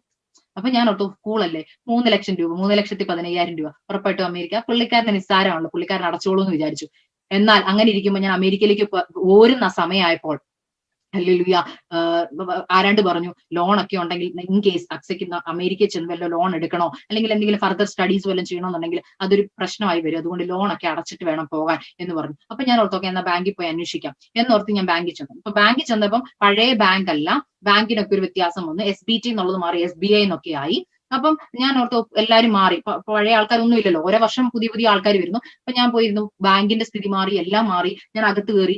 അപ്പൊ ഞാൻ ചെന്നത്, എന്റെ കയ്യിൽ അക്കൗണ്ട് ബുക്കും എല്ലാം പാസ്ബുക്കും എല്ലാം ഇരിപ്പുണ്ട്. ഞാൻ ചെന്നു, അടുത്ത് ചെന്നു. അപ്പൊ ഞാൻ പറഞ്ഞു, അടുത്ത ടേൺ വന്നു, ഞങ്ങൾ ചെന്നു. ഞാൻ പറഞ്ഞു, സാറേ, ഞാൻ വന്ന് ഞങ്ങൾ ഇങ്ങനെ ലോണിന്റെ വിഷയം അറിയാനാ, ഞാൻ മുതൽ അടയ്ക്കാനുണ്ട്, 3,15,000 രൂപ അടയ്ക്കാനുണ്ട്. ഇത് അടയ്ക്കാനുണ്ടെന്ന് ഞാൻ പറഞ്ഞിട്ട് പറഞ്ഞു, ഒക്കെ ഒരു കാര്യം അക്കൗണ്ട് നമ്പർ പറയാൻ പറഞ്ഞു. ഞാൻ പാസ്ബുക്ക് കയ്യിലോട്ട് കൊടുത്തു. അദ്ദേഹം അക്കൗണ്ട് നമ്പർ നോക്കി. അപ്പൊ ഞാൻ നോക്കിയപ്പോൾ അദ്ദേഹം ഇങ്ങനെ കമ്പ്യൂട്ടർ നോക്കിയിട്ട് പിന്നെ എന്തൊക്കെയോ പിന്നെ അടിക്കുന്നു, പിന്നെ ഇങ്ങനെ മുഖമൊക്കെ അങ്ങ് മാറുന്നു. അപ്പൊ ഞാൻ ഓർത്ത്, കർത്താവേ, ഈ തുക കണ്ടിട്ടായിരിക്കും, കാരണം ഇതുവരെ ഒന്നും അടച്ചില്ലല്ലോ, ചിലപ്പോൾ വല്ലതും പറയാനായിരിക്കും എന്നൊക്കെയുള്ള ചിന്തയിലാണ് ഞാൻ ഇരിക്കുന്നത്. പെട്ടെന്ന് അദ്ദേഹം ചോദിച്ചു, ഉറപ്പാണ് ഇവിടെ തന്നെയാണ് അക്കൗണ്ട് എന്ന്. ഞാൻ പറഞ്ഞു, അതെ, ഇവിടെ തന്നെയാണ് അക്കൗണ്ട്. ഞാൻ പറഞ്ഞു, സാറേ, പാസ്ബുക്ക് കണ്ടില്ലേ, SBT മണർകാട്, ഇത്രയും വർഷം എടുത്ത പാസ്ബുക്ക് ഇത് തന്നെയാ. പിന്നെ അദ്ദേഹം നോക്കി, എന്നിട്ട് എന്നെ ആ സ്ക്രീൻ ഇങ്ങോട്ട് ചെരിച്ചിട്ട് കാണിച്ചു. പക്ഷെ ഇവിടെ പറഞ്ഞത് this account is invalid, this account number does not exist. അപ്പൊ ഞാൻ പറഞ്ഞു, ഇതെന്തൊരു മറിമായ, കാരണം എനിക്കറിയത്തില്ല. കാരണം ഞാൻ പറഞ്ഞു, സാറേ, ഞാൻ ഒരു വർഷമായി ബാങ്കിൽ വന്നിട്ട് എനിക്ക് ഇതിനെ കുറിച്ച് അറിയാം. അപ്പൊ സാറ് പറഞ്ഞു, ഓക്കെ, ഞാൻ മെയിൻ മാനേജറോട് ചോദിക്കും. അപ്പൊ അദ്ദേഹം മാനേജറിന്റെ അടുത്ത് ചെന്നു. അപ്പൊ അദ്ദേഹം എന്റെ അക്കൗണ്ട് ഡീറ്റെയിൽസ് എല്ലാം നോക്കിയിട്ട് പറഞ്ഞു, സംഭവിച്ച ഇതാണ്, ദൈവമക്കളുടെ മഹത്വ കർത്താവിന്റെ നാമത്തിന് വേണ്ടി ഞാൻ പറയാം, SBT, SBM അങ്ങനെ പല പേരുകളിലായിരുന്നു സ്റ്റേറ്റ് ബാങ്ക് അറിയപ്പെട്ടിരുന്നത്. എന്നാൽ ഇത് വലിയ കടബാധ്യത വന്നപ്പം SBI ആയിട്ട് ഇത് ജനറലൈസ്ഡ് ചെയ്തു. അപ്പൊ കുറെ ബാധ്യതകൾ ഉള്ളത് കൊണ്ട് തന്നെ, കുറെ കടത്തിലായതുകൊണ്ട് തന്നെ ഈ ബാങ്കിന് റിലയൻസുകാർ ഹാഫ് എന്ത് ചെയ്തു, SBI ഏറ്റെടുത്തു, ഹാഫ് പോർഷൻസ് ഏറ്റെടുത്തു. ഈ പോർഷൻസ് ഏറ്റെടുത്ത സമയത്ത് കുറെ ബാധ്യതകൾ എന്ത് ചെയ്തു, അവർ എഴുതി തള്ളി.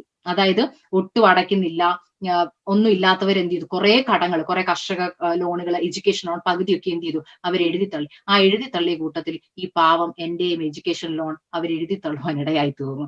അതായത് എന്റെ അങ്ങനെ ഒരു അക്കൗണ്ട് നമ്പർ എക്സിസ്റ്റ് അല്ല. ഇൻ കേസ് എനിക്കിപ്പോ പൈസ അടയ്ക്കണമെങ്കിൽ തന്നെ അവിടെ ഒരു അക്കൗണ്ട് നമ്പർ ഉണ്ടെങ്കിലല്ലേ എനിക്ക് പൈസ അടയ്ക്കാൻ പറ്റത്തുള്ളൂ. എന്നാൽ ഇന്നും SBI പോയി എന്റെ നമ്പർ അടിച്ചു കൊടുത്ത് അവിടെ പറയും ഡസ് നോട്ട് എക്സിസ്റ്റ്, ഇങ്ങനെ ഒരു അക്കൗണ്ടേ നിലവിലില്ല. ഹല്ലേലൂയ. ആ അക്കൗണ്ട് കംപ്ലീറ്റ് ആയിട്ട്, ഹല്ലേലൂയ, റിലയൻസുകാർ എന്നിട്ട് രണ്ട് പറഞ്ഞ കാര്യം, ഇൻ കേസ് തന്നെ റിലയൻസുകാർ നിങ്ങളെ കോൺടാക്ട് ചെയ്യുവാണെങ്കിൽ നിങ്ങൾ എന്ത് ചെയ്തു, പൈസ അടച്ചു. പക്ഷെ ഇവിടെ നിങ്ങളുടെ അക്കൗണ്ട് നിലവിലില്ല. ഹല്ലേലൂയ. ആ കടം എഴുതി തള്ളിയവരുടെ കൂട്ടത്തിൽ നിങ്ങളുടെ പേര് കാണാം. ഞാൻ അന്നൊരു കാര്യം എനിക്ക് മനസ്സിലായി. നിന്റെ കർത്താവാണോ നിനക്ക് കാര്യങ്ങൾ ഏറ്റെടുക്കുന്നത്? കർത്താവ് മനുഷ്യനിൽ ആശ്രയിക്കുവാൻ ഇടവരുത്തത്തില്ല.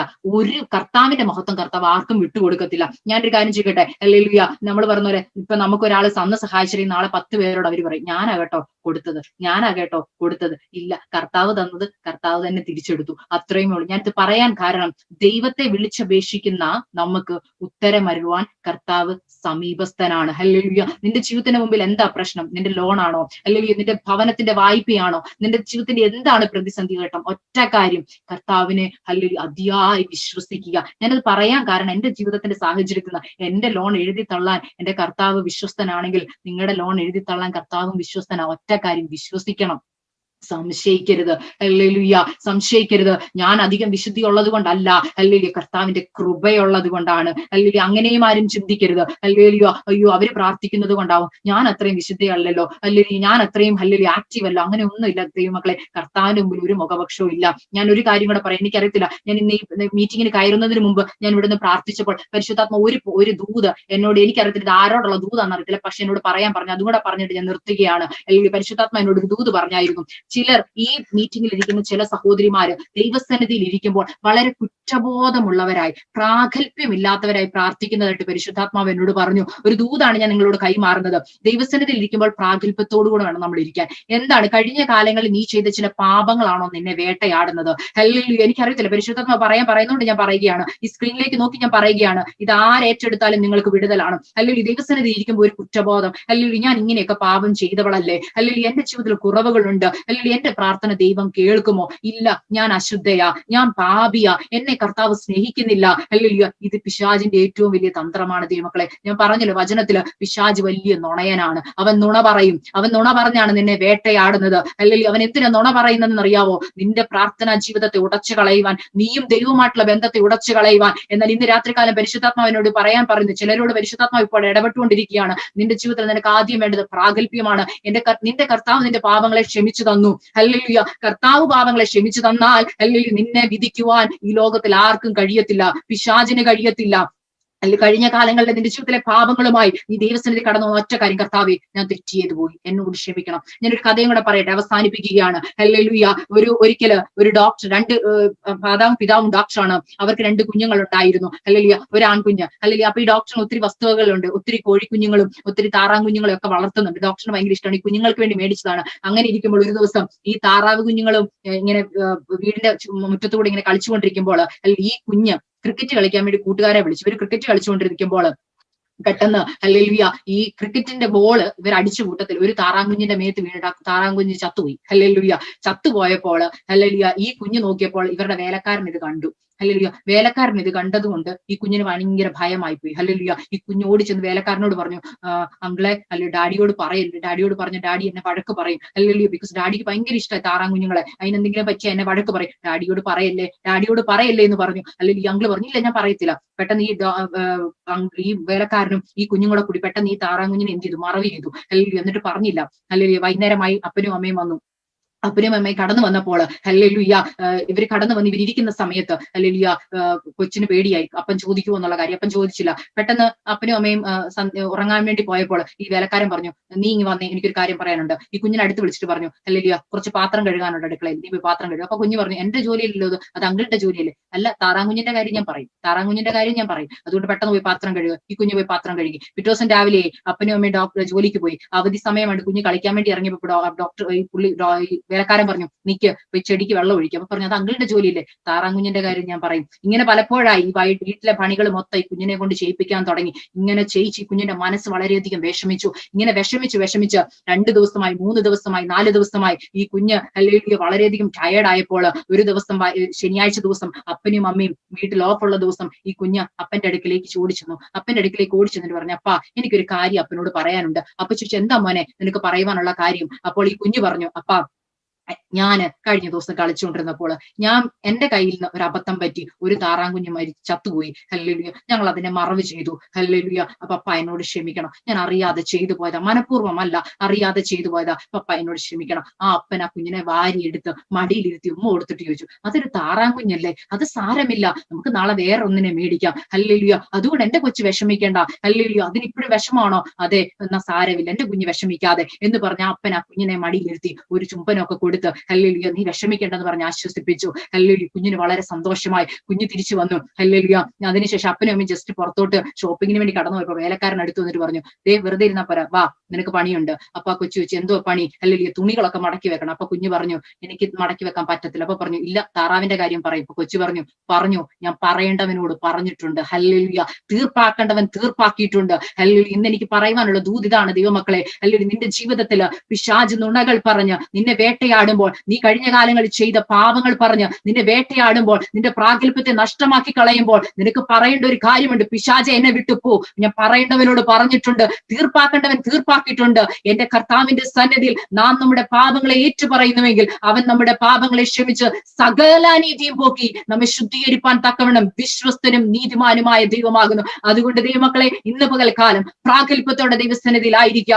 വിളിച്ചപേക്ഷിക്കുന്ന ആളിൽ ഉത്തരമരുളുന്ന ദൈവം, കഷ്ടകാലത്ത് കൂടിയിരിക്കുന്ന ദൈവം, അവൻ നമ്മളെ വിടിവിച്ച് മഹത്വപ്പെടുത്തും. നിന്റെ പേരിനെ ഉയർത്തുന്ന ദൈവം, ദൈവനാമത്തെ ഉയർത്തുന്ന ദൈവം. അതുകൊണ്ട് ഇന്ന് പകൽക്കാലം ദൈവസന്നിധിയിൽ താണിരിക്കുക. പ്രാഗൽഭ്യമുള്ളവരായി ദൈവസന്നിധി നമ്മളെ തന്നെ സമർപ്പിക്കുക.